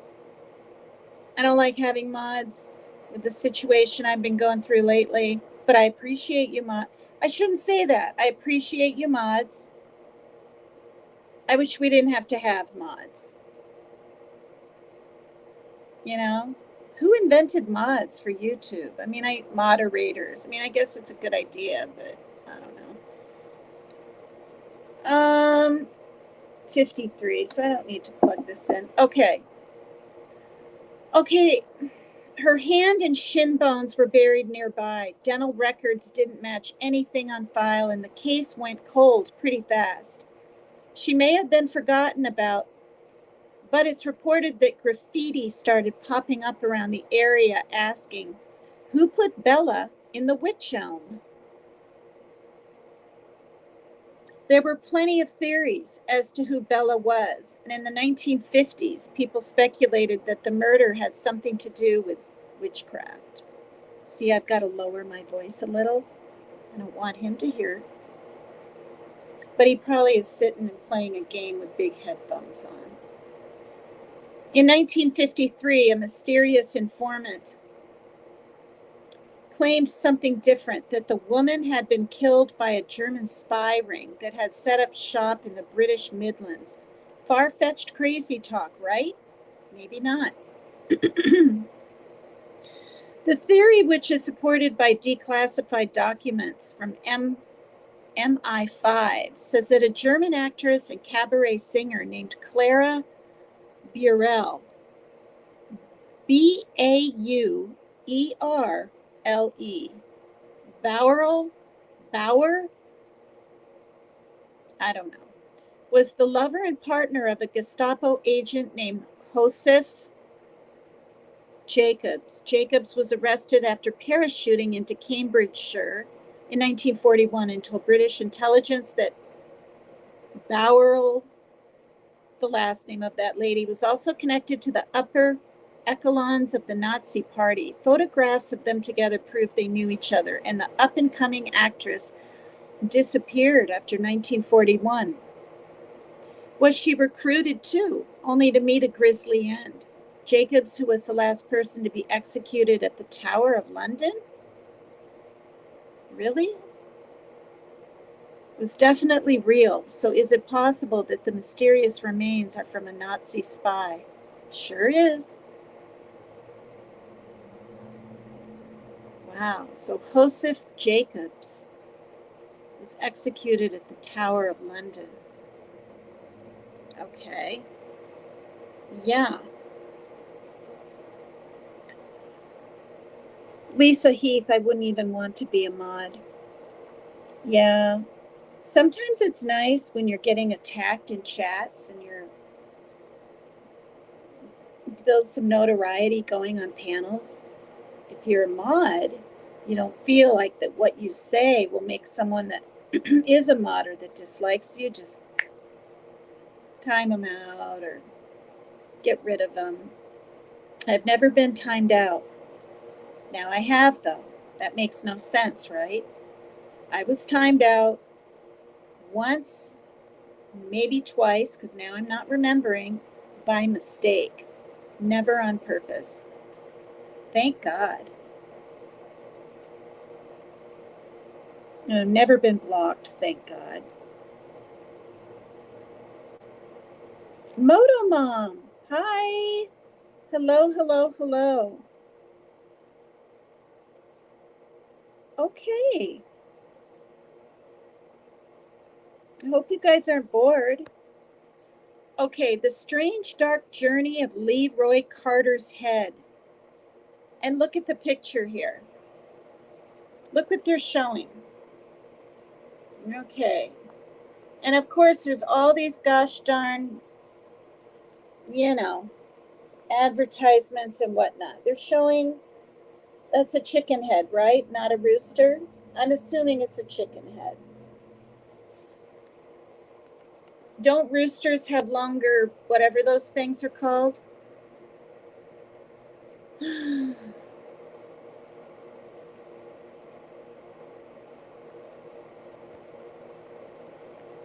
Hi, everybody. I itch right here. I must have dry skin. Ugh. In 1981, law enforcement found the body of a man named Leroy Carter, Jr. in San Francisco's Golden Gate Park, but just his body. Trigger warning. Carter's head was missing and pieces of it. You're kidding me. Pieces of a chicken had been partially stuffed inside the body. I told you, all week, you guys, not just today, these stories have been outrageous. Somebody wrote the word on their story, CREEPTASTIC. That's why I used it. I stole it. It's part of my title.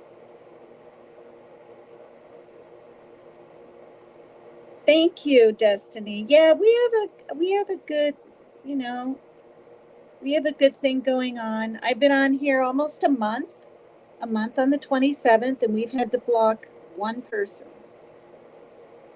And they weren't really malicious, but they were spam / trolling. So and so go do this. I won't say it. So and so go do this. So and so go fix this, over and over and over. And then they'd go to the next name. Same thing. I tried talking to the person. I tried showing empathy, everything. And then they'd be kind of nice and calm down, say they're sorry, say nobody likes them, I just couldn't tell if it was fake or real. They knew they could probably pull one over on me, you know. All right. All right, that's just gross. Enter Sandy Gallant, a special intelligence officer who was involved in the investigation at the Jonestown massacre in Guyana. What? Why? This still has to do with the head missing of this guy and parts of a chicken stuck in his body. Right? This isn't a new one. No, it's the same one. Carter's head was missing. Pieces of a chicken had been partially stuffed inside the body. It's just freaking gross. Enter Sandy Gallant, a special intelligence officer who was involved in the investigation at the Jonestown massacre in Guyana. Guyana. According to 13th Floor, Gallant was something of an expert in the realm of crimes committed with an eye toward black magic, the occult, and various types of witchcraft and spiritualism. Clearly, this was right up her alley. The LA Times reported that she guessed the crime scene had something to do with. Now, I've heard of this because of some crime stories in California. I bet you guys have too. Santeria, right? Trigger warning. It's Satanists and, right? Lucifer, all this weird beliefs on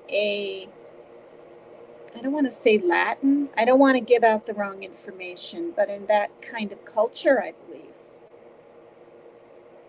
And she put together a profile that included practitioners spending the next 21 days using parts of the man's head.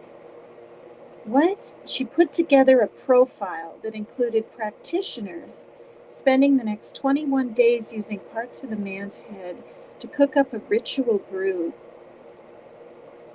Then another 21 days of sleeping near the head. Okay, I'm going to say this right here. I never know what I'm going to read. I never know how I'm going to react. Everything I ever read, this whole past week anyway, I've never heard of in the 20s, 30s, 40s, 50s. Like the Love Me Tender murders, those two sisters that were murdered. Right? I think it was Cheryl and Barbara Grimes, Grimes. Very sad story. Not going to get into it at all here because I already have twice this week because it really affected me. It's a picture. They look like mannequins and it's kind of far away and it's black and white. But still, you know.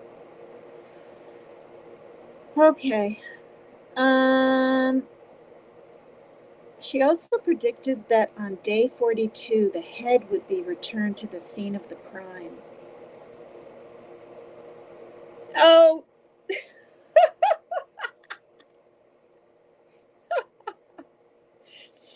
I bet bet you're glad I saw that, aren't you?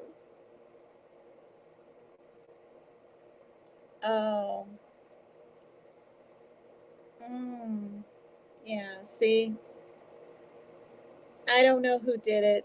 I could take a guess. I'm not saying things here, but when it's not even coming from malicious intent and they can tell, and I like Rose, I'm not going to treat anyone ever.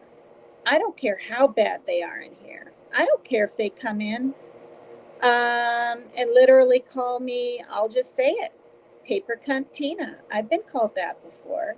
To me, it's just words. I know who I am. You know what I mean? But I'm not going to be like, you ass, get out of here. Mods, get rid of them. I'm not, it's just, come on. Can we not handle anything anymore? Now, is it okay? And is it a really awful word and very, a lot of women get really upset? I understand all that. I'm just a little different in what words are, some are worse than others, but I'm not going to demean the person doing it. Here, you cyberbully, pick on someone in chat, whatever. I'll let it go. But if it happens a second time, it's disruptive, downright mean. Oh, you think you're a know-it-all to someone in chat. Who the hell do you think you are? I'm addressed. I'm in control of my chat, even though I have mods. I say something. I warn them in a kind way. We're not going to have that here. If it happens one more time, this live or the next one, they're blocked. Because if I keep doing the timeouts, 10, 15 timeouts as the months go by, I don't know. To me, it feels like it doesn't get resolved. You know what I mean? 1 hour until Jimmy's live. All right. Oh, you guys, thank God I have immunity. Jiminy. Woo! I'm just going to say it right here. I'm probably going to get voted off Wednesday night. The next Turtle Island. I say that, you guys, because it's come extremely close every time. 1 or 2 votes away. Please call in and save my ass. Not tonight, but the next times I don't have immunity, every single vote counts, and it can take 100 times to get through. One person said 167 times to call and get through. One time it took me, I counted on my phone, like 63 times, and that was months ago. This last time when I called in to save someone else, because we can't save ourselves and stuff, took me 6 tries, you guys. I was shocked. People were calling and calling. I think it depends on the phone, and you know what I mean? Okay, so that's really gross. The head would be returned to the scene of the crime at day 42, and it was showing up in the weeds near Alvord Lake exactly 42 days after the murder. No one saw whoever dropped the head back off on the scene, and the case went cold. But Gallant says that it was something of a wake-up call that dark stuff like this was actually possible. I don't like Halloween. I don't. I liked the candy. I didn't like being out at dusk and dark. I did it because everyone else did it when I was little. And I have 2 big bags of chocolate. I'm going to let each child take a handful. And if the child's really small, I'll probably do it for them so they get more, not just 2 pieces of candy compared to their brothers or sisters that might get it right. But okay then. So that was really yucky. That man's name was Leroy Carter Jr. in San Francisco. Park in 1981.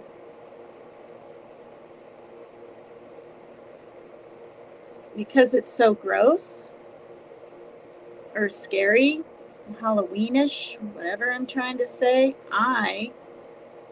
wait, what did I say? Leroy Carter? I'm going to Google it, see if there's a picture of him maybe. Whoops. Darn it. Okay.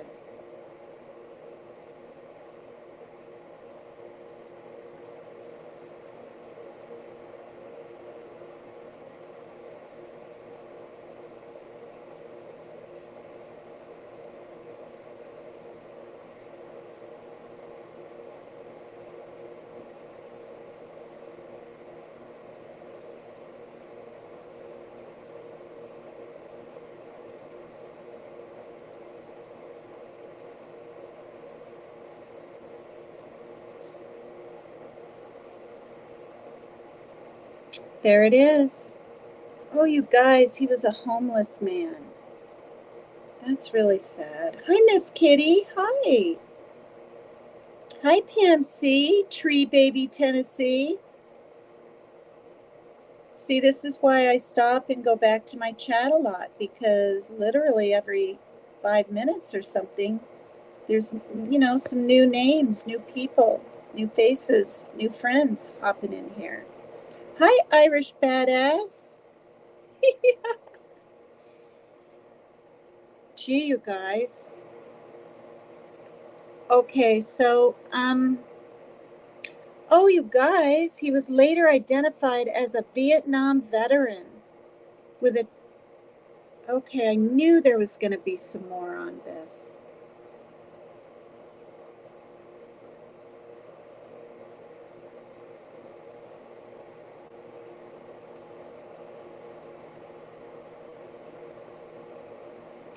Gee.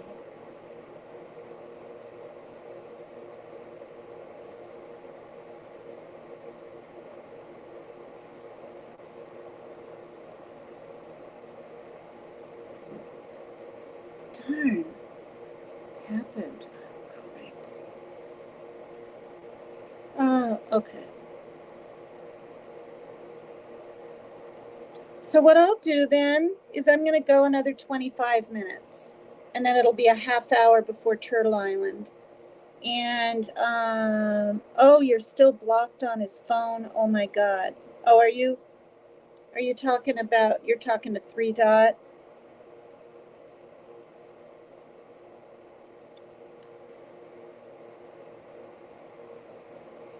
Okay.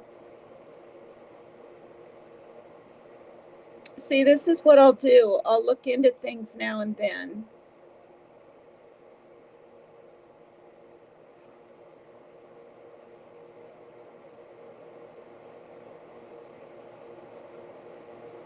Gee. It's a small paragraph, and then I'm going to play a little video and hope I don't get in trouble again. So far, I haven't. Maybe it's because I'm not monetized. If I was monetized, I'd be getting trouble. On February 8th, 1981, the beheaded body of a homeless man was found in San Francisco's scenic Golden Gate Park. There's a picture of the park here. It is very scenic. The man, later identified as a Vietnam veteran with a track record of petty crimes, had fallen on hard times. How did he become a victim of what appeared to be human sacrifice? The other reason I don't like Halloween is I believe animals and possibly, humans get what somewhere. I just don't like it. All right. It scares me. You couldn't pay me to go for a walk, even at like dusk.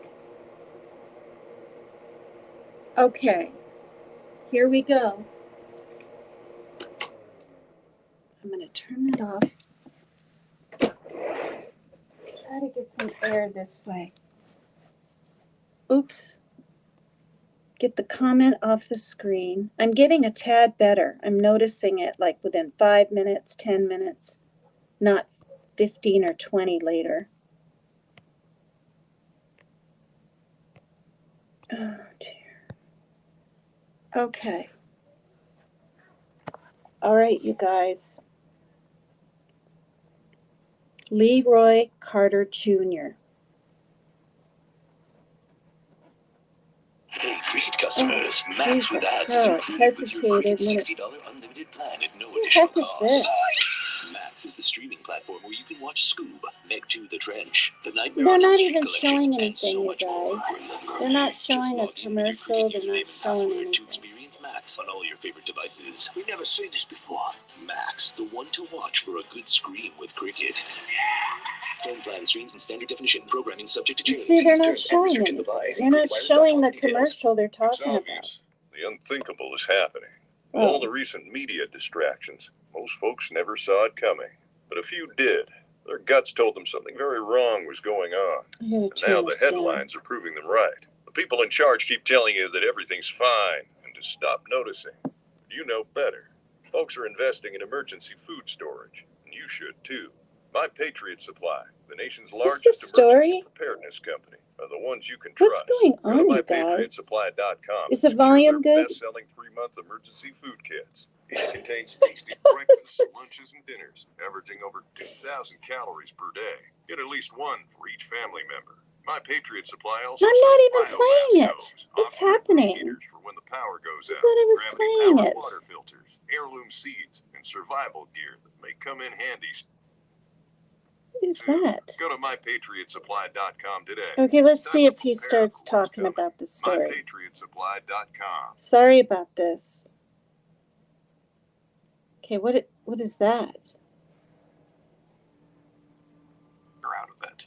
This year in particular, they decided to go big and vacation along the Texas-Mexico border in an area called South Padre Island. Roughly 100 venture out of it. Around the country, Big Kilroy was a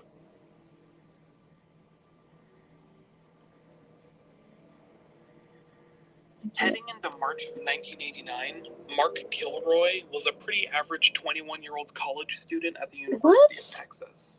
Every March, as spring break approaches, college students around the country begin to make their plans for the time off.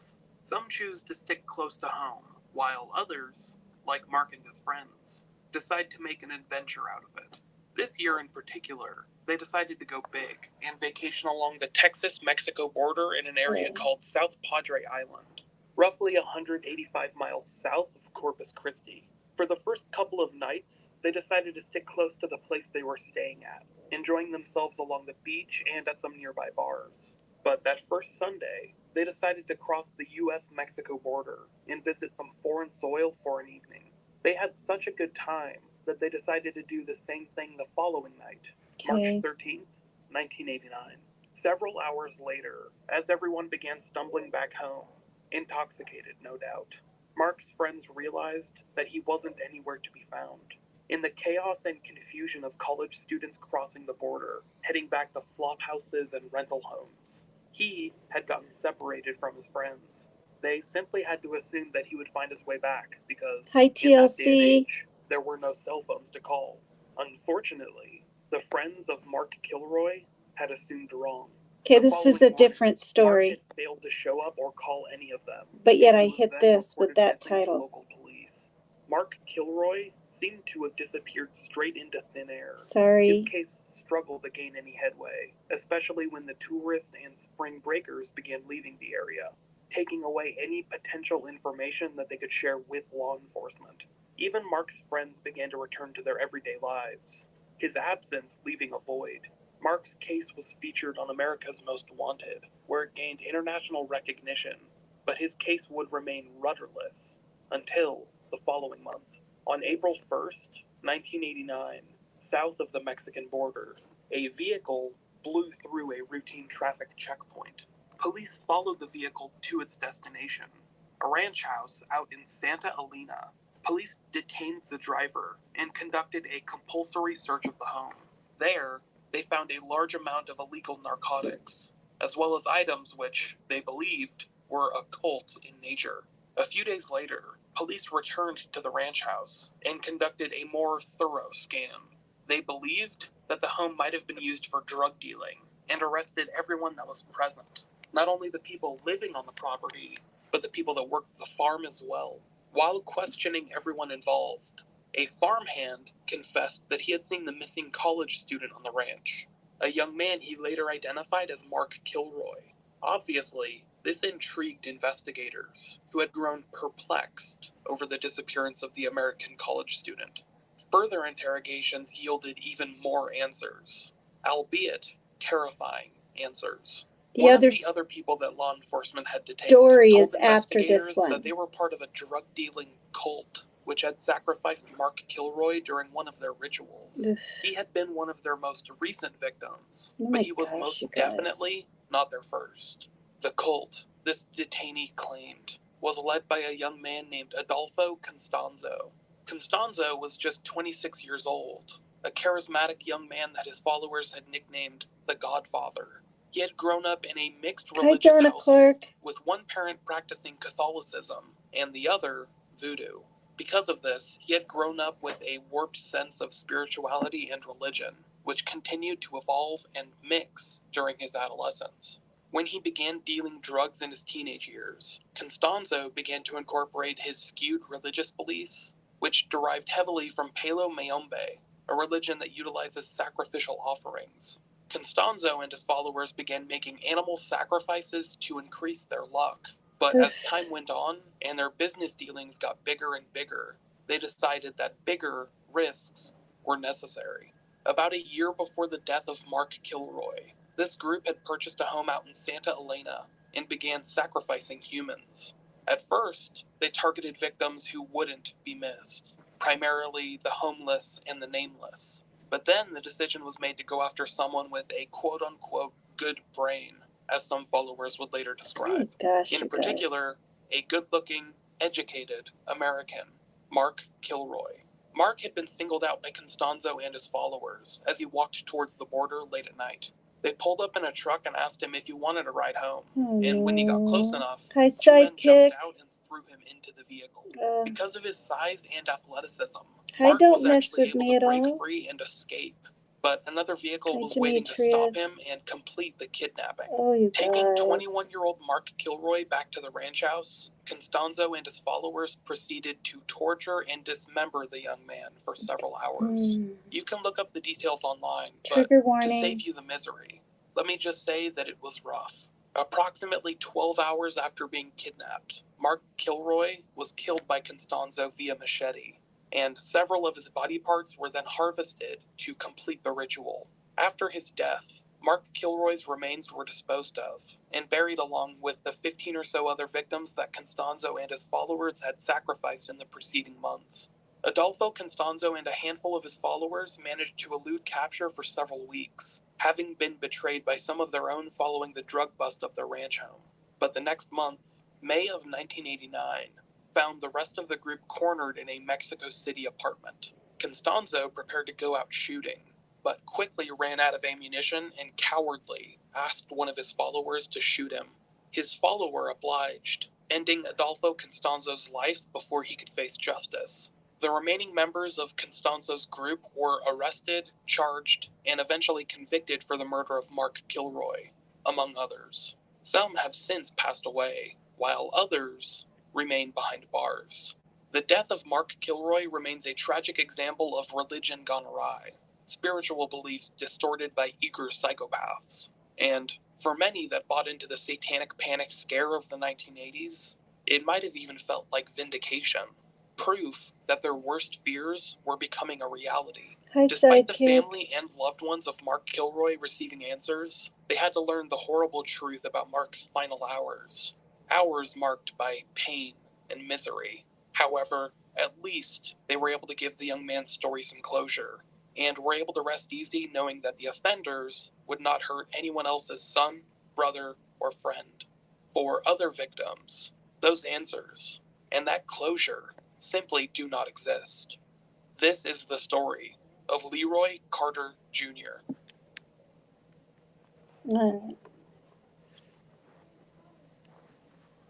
Welcome to Unresolved.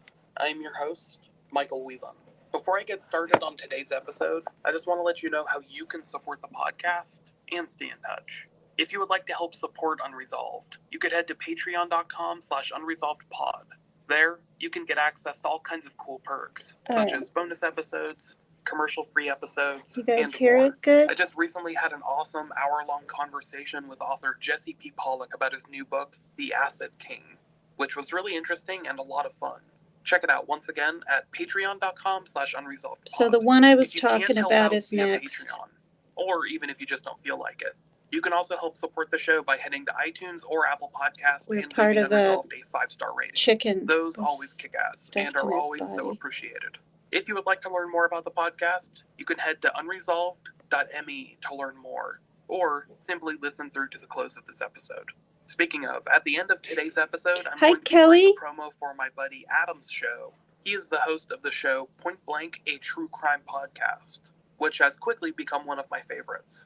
He picks really interesting cases to explore, and I'm really digging his show. Listen through to the end to hear the promo for it.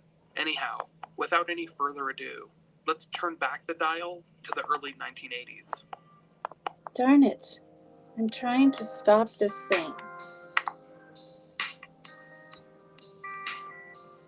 Because I don't want to use too much of his Albert Lake is a small body information. of water right on the eastern edge of Golden Gate Park, Oh, smack come dab in the on middle already. of San Francisco. This area, which is near the iconic Haight-Ashbury district, had once been known as a hotbed of the hippie movement. However, as the 1960s melted into the 1970s, the drug of choice for park regulars had switched from the psychedelics to heroin. What had once been a beautiful tourist trap, which was considered a haven to freethinkers and free lovers, was full up on destitutes of all shapes and sizes. The homeless population in Golden Gate Park continued to surge as the 1970s raged on, and veterans were returning from... Hey, Cricket customers, Max with ads is included with your I'm Cricket trying $60 to get this unlimited thing plan to at no additional stop. cost. Max is the You streaming don't even platform ask for watch Street ads and you Fighter, get The them. Dredge, the Nightmare on Elm Street I collection, mean, like, and so much you know what I more. mean? Just log Okay, so what was that name? Mark Kilroy?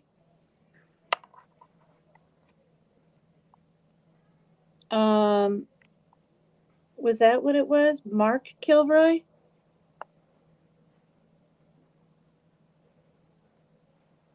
Or was it James Kilroy?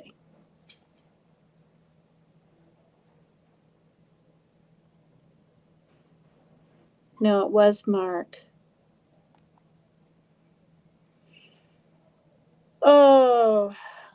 Oh, you guys, I've seen this face before on the missing poster. Have you guys? Here, let me show. This man. Remember that face? I do. This big smile and his, sorry, I have tremors. Wow. Hi, Stony. Hi, everybody. Hi, everybody. It's 2:20, so 10 more minutes. I'm going to read a little bit more on this poor guy, Mark Kilroy, who went over to, was it Mexico or New Mexico? I wasn't paying attention to the way I guess I should have been. And was grabbed and thrown in a truck, and I just don't even like the word, and I don't want my son to hear sacrifice.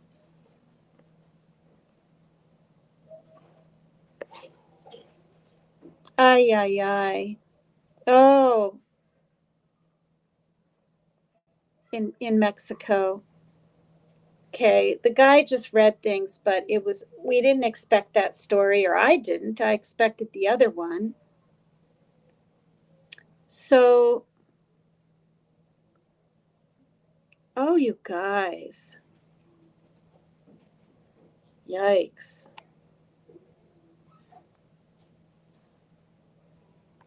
Yikes. A bunch of sick fucks.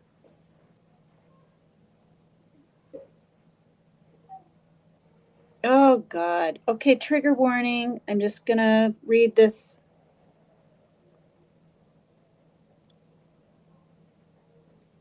I don't even think I should start it. It's way too much. It's a lot. It's all of this, and then about the victim and the profile of the cult leaders and the spring break trip prior to his disappearance, the investigation. Why start it, right now when there's 8 minutes to end the show? And honestly, I just don't know if I want to read out loud, sacrificial stuff. It's scary because it happens.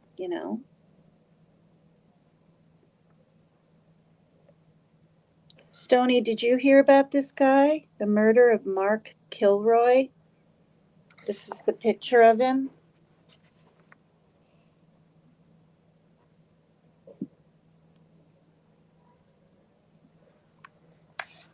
Trying to have a good time on spring break in 1989. I was 18. I was 27 then.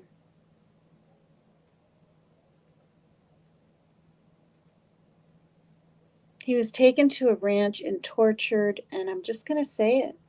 Is it okay to say this? He was sodomized for hours before being murdered. Ay. I don't want to do it. I know it's almost too scary with Halloween coming, and that's kind of. So I'm going to end my show. Nothing is written. You have to end the stream. Well, I know, but I thought maybe we should. Turtle Island is when? Turtle Island is in a half hour, so I guess I could. Yeah, see, his face looked familiar to me too.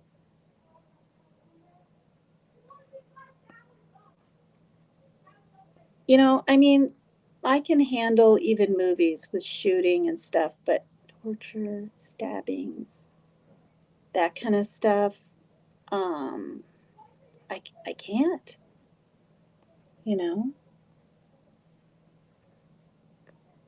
He delays all the time. Just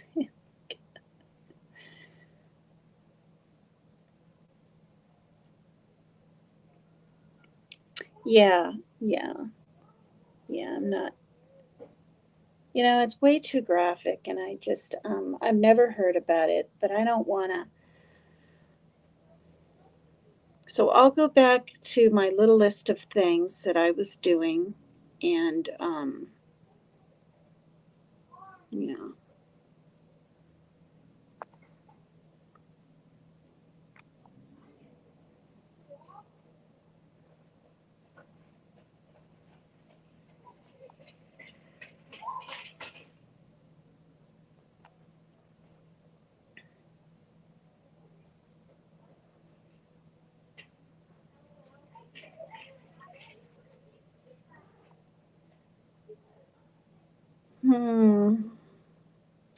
I'm going to go back to my real life unsolved mysteries that sound fictional.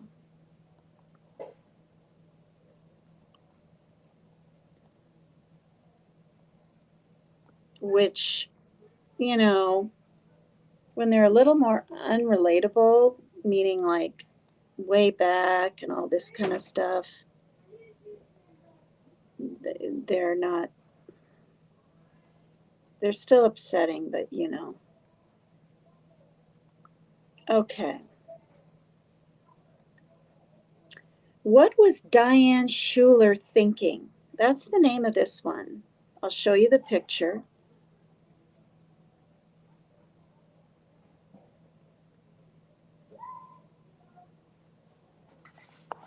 This is the picture. I don't know what it means. Okay. Car looks pretty mangled, doesn't it? And is that a bat? I don't know, but I'm going to read it now.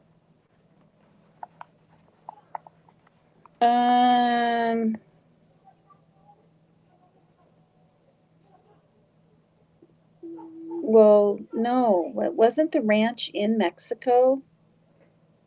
Because he went over there, so I don't think they like abducted him and then went back over the border, did they? I mean, I guess they could have. Maybe the ranch is in California, but it kind of sounds like it's not. Hi, CMBR. You used to be CMBX because I recognize your avatar. Maybe it's a typo you're not aware of, or you've changed it to CMBR. But I'm glad you're here. Everyone else.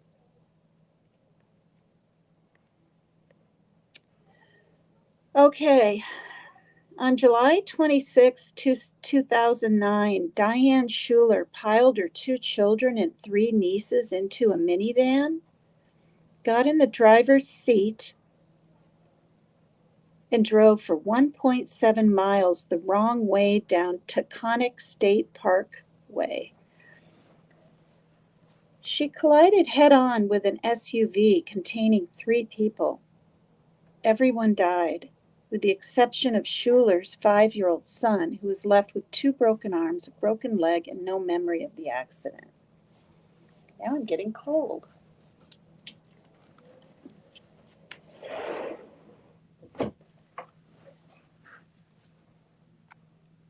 According to New York Magazine, Schuler's blood alcohol level was 0.19%, which is more than double the legal limit and the equivalent of around 10 shots of vodka. Police say there was also evidence she had been smoking marijuana, but Schuler's family says the behavior was totally out of character for her. She was responsible. She wasn't a heavy drinker, and she was a caring mother. And she seemed to be completely fine an hour or 2 before the accident, when she spoke to her sister-in-law on her cell phone. Schuler's family thinks there was something else behind her sudden drinking binge and reckless behavior. Something medically had to have happened, her husband told New York Magazine. Maybe she had a stroke and it impaired her judgment. Maybe it was something else. If Schuler was an alcoholic, it's unclear why her whole family had never noticed it. If she wasn't, that makes her behavior even more bizarre. But without anyone left who could say what happened between the phone call and the accident, this mystery probably won't ever be solved. Why are they showing a picture of a guy that, I mean, it looks like he has some kind of stick to go with the story? I don't get it. 3 boys lost in a cave. Maybe. Yeah, these faces look familiar to me too, like in a story. I'll show you them.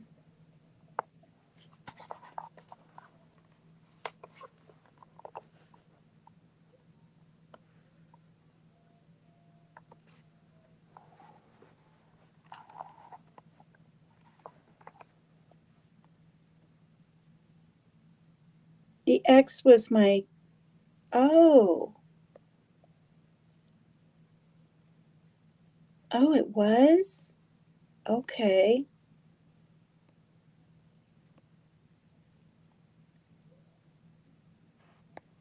Mm-hmm. 40 minutes, and this was at 5:51, and it's 5:57, so 6, so we're looking at 35 more minutes. Probably 30 now or something. Hi, Zero Fox Given. Hi, everybody. Thank you for hopping over. Please hit the like, okay? I guess it helps in algorithms.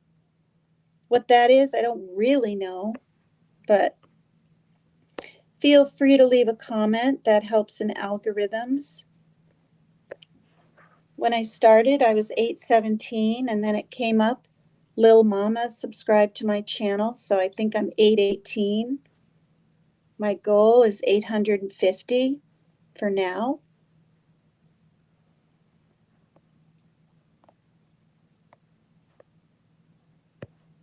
Okay, 3 boys lost in a cave, maybe. The 60s were a much more innocent time, when kids could run around their neighborhoods chasing toads and climbing into dangerous unexplored caves, and all their parents ever said was, "Make sure you're home for supper."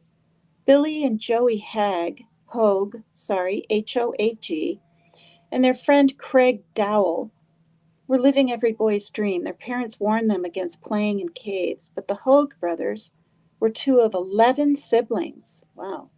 And let's face it, most normal parents only have 4 eyes between them. In May 1967, the trio left home to explore caves in Hannibal, Missouri. A construction company was blasting parts of the hillside, which exposed holes that led to passageways into the caves, but the boys did not come home for supper or ever again, and no one has any idea what happened to them. Fox News describes the cave they were headed for as sprawling, which means they could have become lost, and it is conceivable that their remains were somehow missed during the search, but the search included FBI agents and professional spelunkers. Spelunkers. So that explanation seems unlikely. One of the boys' sisters said she believed the trio went into the construction holes and were accidentally buried by workers. But 50 years later, the only trace that's ever been uncovered is a sock, which may or may not have been Craig's, and which may or may not have had blood on it. Their bodies have never been found. That was in the 60s. It just says 60s. It doesn't even say like the exact, May of 67 in Missouri. Gee. I touched upon this one a good 4 or 5 days ago. It's real brief. It might make some of you want to go back and watch my other evening lives on mystery shows that I've been doing now going on, I'd say 2 weeks. Bye, Miss Kitty.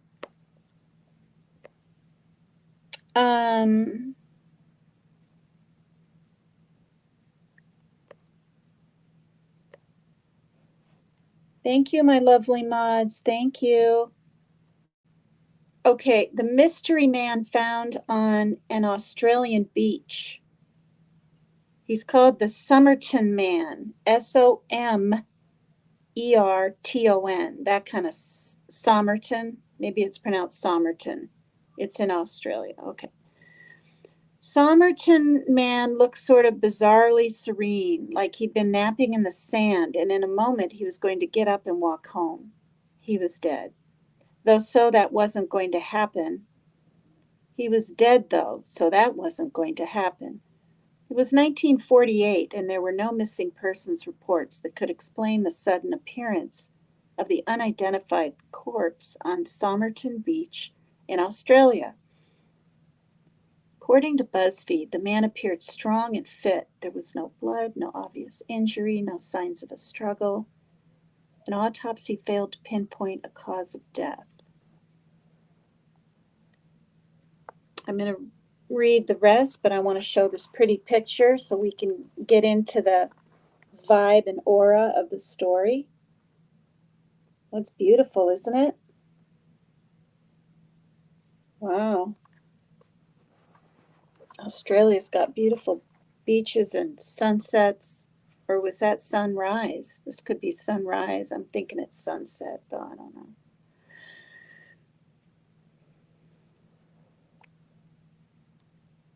Okay, but there's more. First, someone had cut all the labels out of his clothes.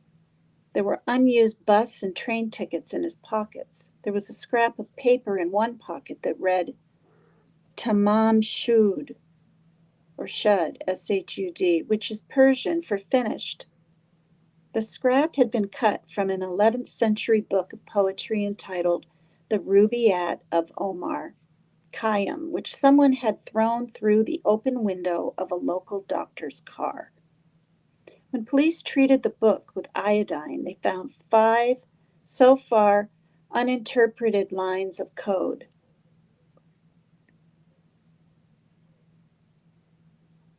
Well, I don't know. When I read the other story, they said there was oil on the book. But whatever.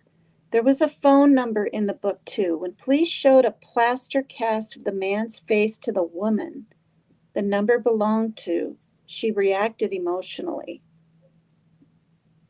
while simultaneously claiming she had no idea who he was. Weird. I remember that part. So who is Somerton Man? Danged if anyone knows. Some scientists are hoping DNA evidence will eventually solve the puzzle. Wow. I want to take a peek, and then we're gonna 2:37. We're looking at 20 minutes until he starts. Turtle Island. Thank God I have immunity. I keep saying it, but you know, I'll probably never get it again.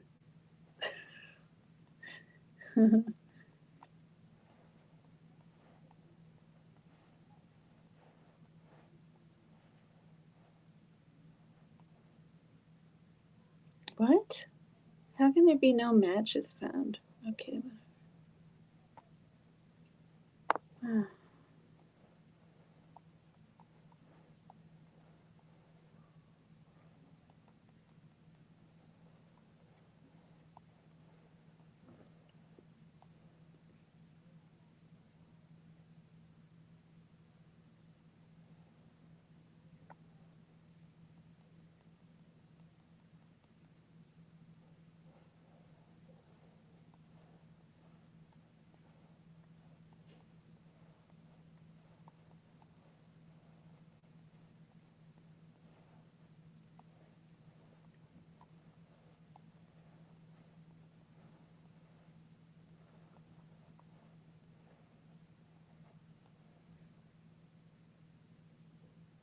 Oh, because I'm not typing it in the web.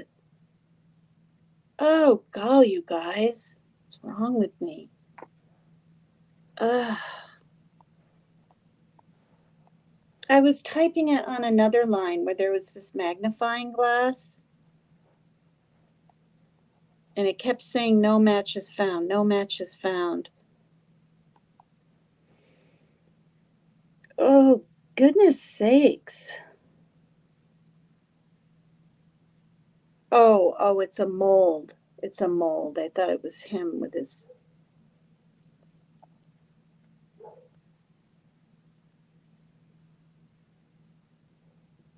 Oh, you guys, there is a picture of him. He's been identified, you guys. I had a feeling by now. His name is Carl Webb, W-E-B-B. Mystery of Somerton Man's identity solved after 73 years.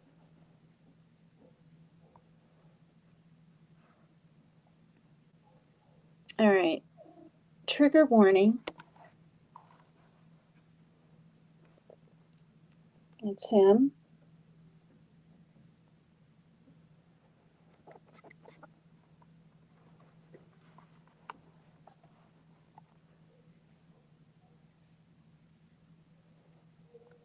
He was a 43-year-old electrical engineer from Melbourne, could finally provide answers in one of Australia's most infamous cold cases. For 73 years, the identity of a well-dressed man found slumped by a seawall of Somerton Beach, south of Adelaide. Isn't that a pretty name? There's a little red-haired girl that lives over here named Adelaide.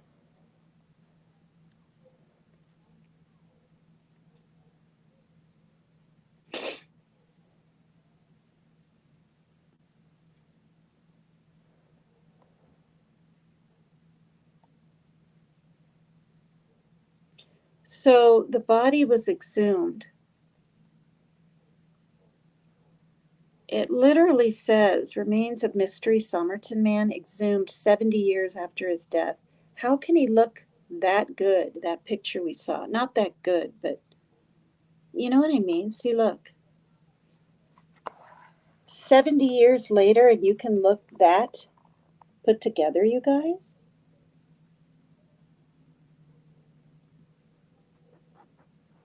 I mean,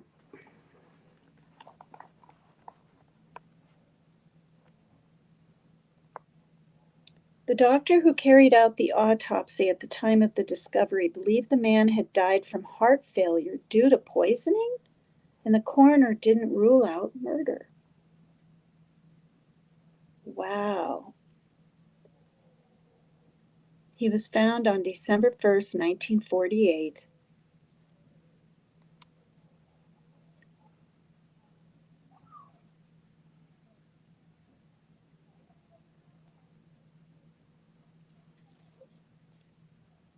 Abbott's research was undertaken with American genealogist Colleen Fitzpatrick. The pair analyzed DNA evidence from hairs caught in a plaster cast made of the man's face more than half a century ago.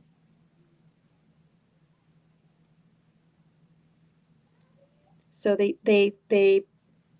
that's how they found out he was Carl Webb, a so-called DNA cousin to Somerton man. They started with a match in a DNA database and then built out his family tree till they found someone who fit the description of who they were looking for. The tree included about 4,000 people when that happened. Webb was born in 1905, but was later identified as a person with no death record, Abbott said. As to why the Melbourne man was in Adelaide, we have evidence that he had separated from his wife and that she had moved to South Australia, so possibly he had come to track her down.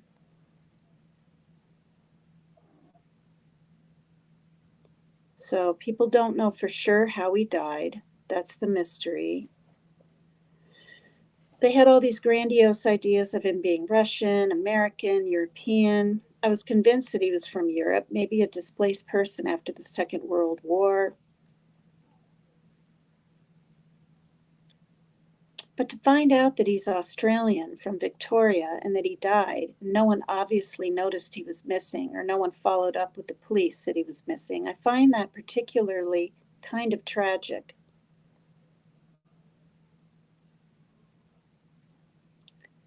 She said the news also turns on its head the theory in her documentary that Australian ballet dancer Robin Thompson was the son of Somerton man.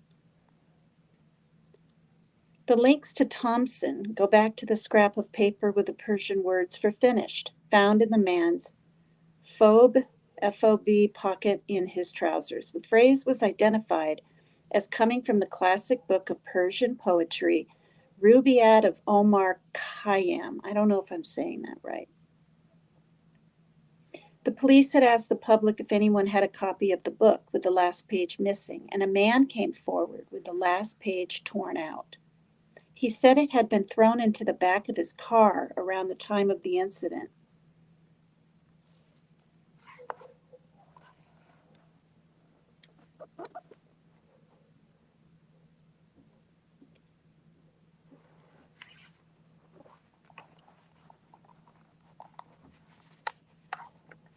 Donna, do you, for notifications, not getting them, am I on all?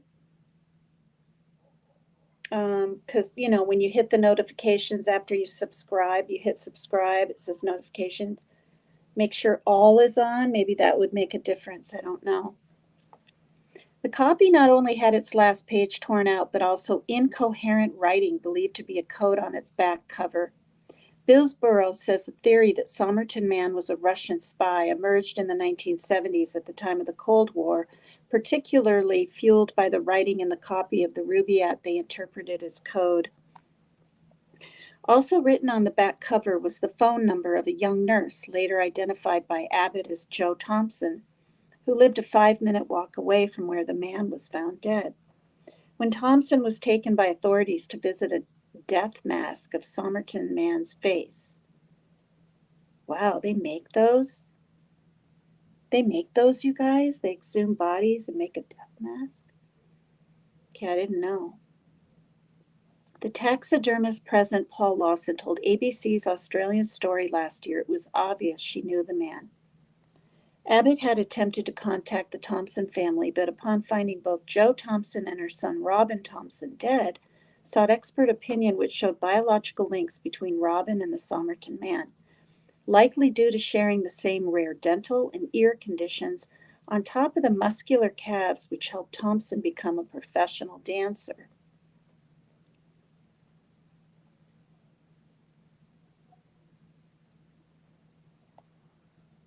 Okay, so they have his name. We still don't know what he was doing. Was there a connection with Jo, the nurse? Was it unaliving himself? They're saying.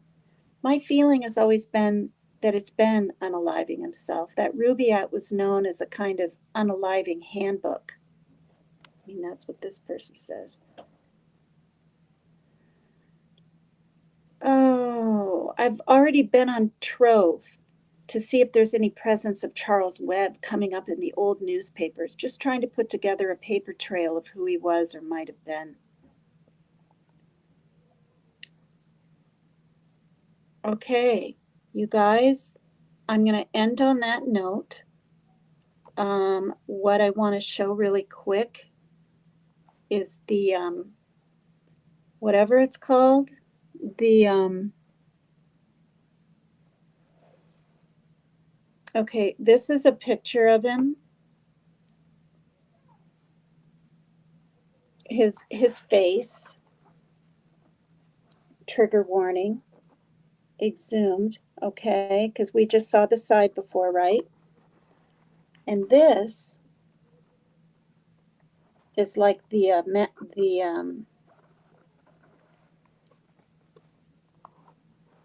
whatever. I'm thinking that's the mask thing that they made, right? What? I have 839 subscribers? My gosh, you guys, I have almost 850. And yesterday I said my goal is 50. And in one day, I'm 11 away from almost 50. Wow. Wow. Thank you, everybody. All right, you guys, I'm going to hop over to Turtle Island. I hope you all do too. I have immunity, thank God. I think this is the 4th time I've said it. Thank you for coming. Almost a 3-hour live again. I love you guys. And I'm thinking about changing my name from I Don't Give a Sip to something else. In fact, I'm going to. Because I do. I care about crimes, right? And I'm tired of feeling like if I don't say something, it's like I have this attitude like I don't give a shit about crime or victims, and I do. So it's a contradictory, right? Name for me. I don't like it anymore. I'm changing it. I already know what I want to be. Pretty sure, but I don't want to say it here. All right, you guys. So I'm still Paper Cut Tina, 2332. Everyone can find me. But it'll be a different, not, I guess, title, not avatar. I don't know. I think that's what I'm saying. Yeah, I know. It's kind of funny, but thank you, everyone. I love you so much. I'll see you at Jimmy's. Pretty sure I'm not going to do another live later. I really don't think I am. I mean, if there's absolutely no one around and I'm bored, no one's doing anything, right? No uncensored, no panel, no dumpling shows, no nothing. Maybe I will. You never know. Maybe I'll even film the kitties. I gave them gravy today, quite a bit. 2 of them lapped it up pretty good. I didn't want them to, all the salt, feel kind of sick, so I didn't let them have too much, but it was out of the Friskies meat can. Because the cat clinic doctor lady said, give them a little meat. Well, I'm seeing little teeth, you know. All right, you guys. Love you so much. See you at Jimmy's. Bye-bye. Thank you for coming. Hit the like, subscribe if you haven't, you want to. Thanks. Bye. Bye, Demetrius. You can call now if you want to, Demetrius. you know, I'm sure my son would love to talk to you. I'm not going to necessarily have time, you know, to catch up on your life right now and stuff. Because I'm going to be on Turtle Island, you know. But yeah. So yeah, feel free to call. And if you do call my son, maybe do it right about now, because I'm going to need the phone. I just realized, to call in and try to save someone. I got to see the names. So anyway, yeah. All right, love you guys. Bye-bye.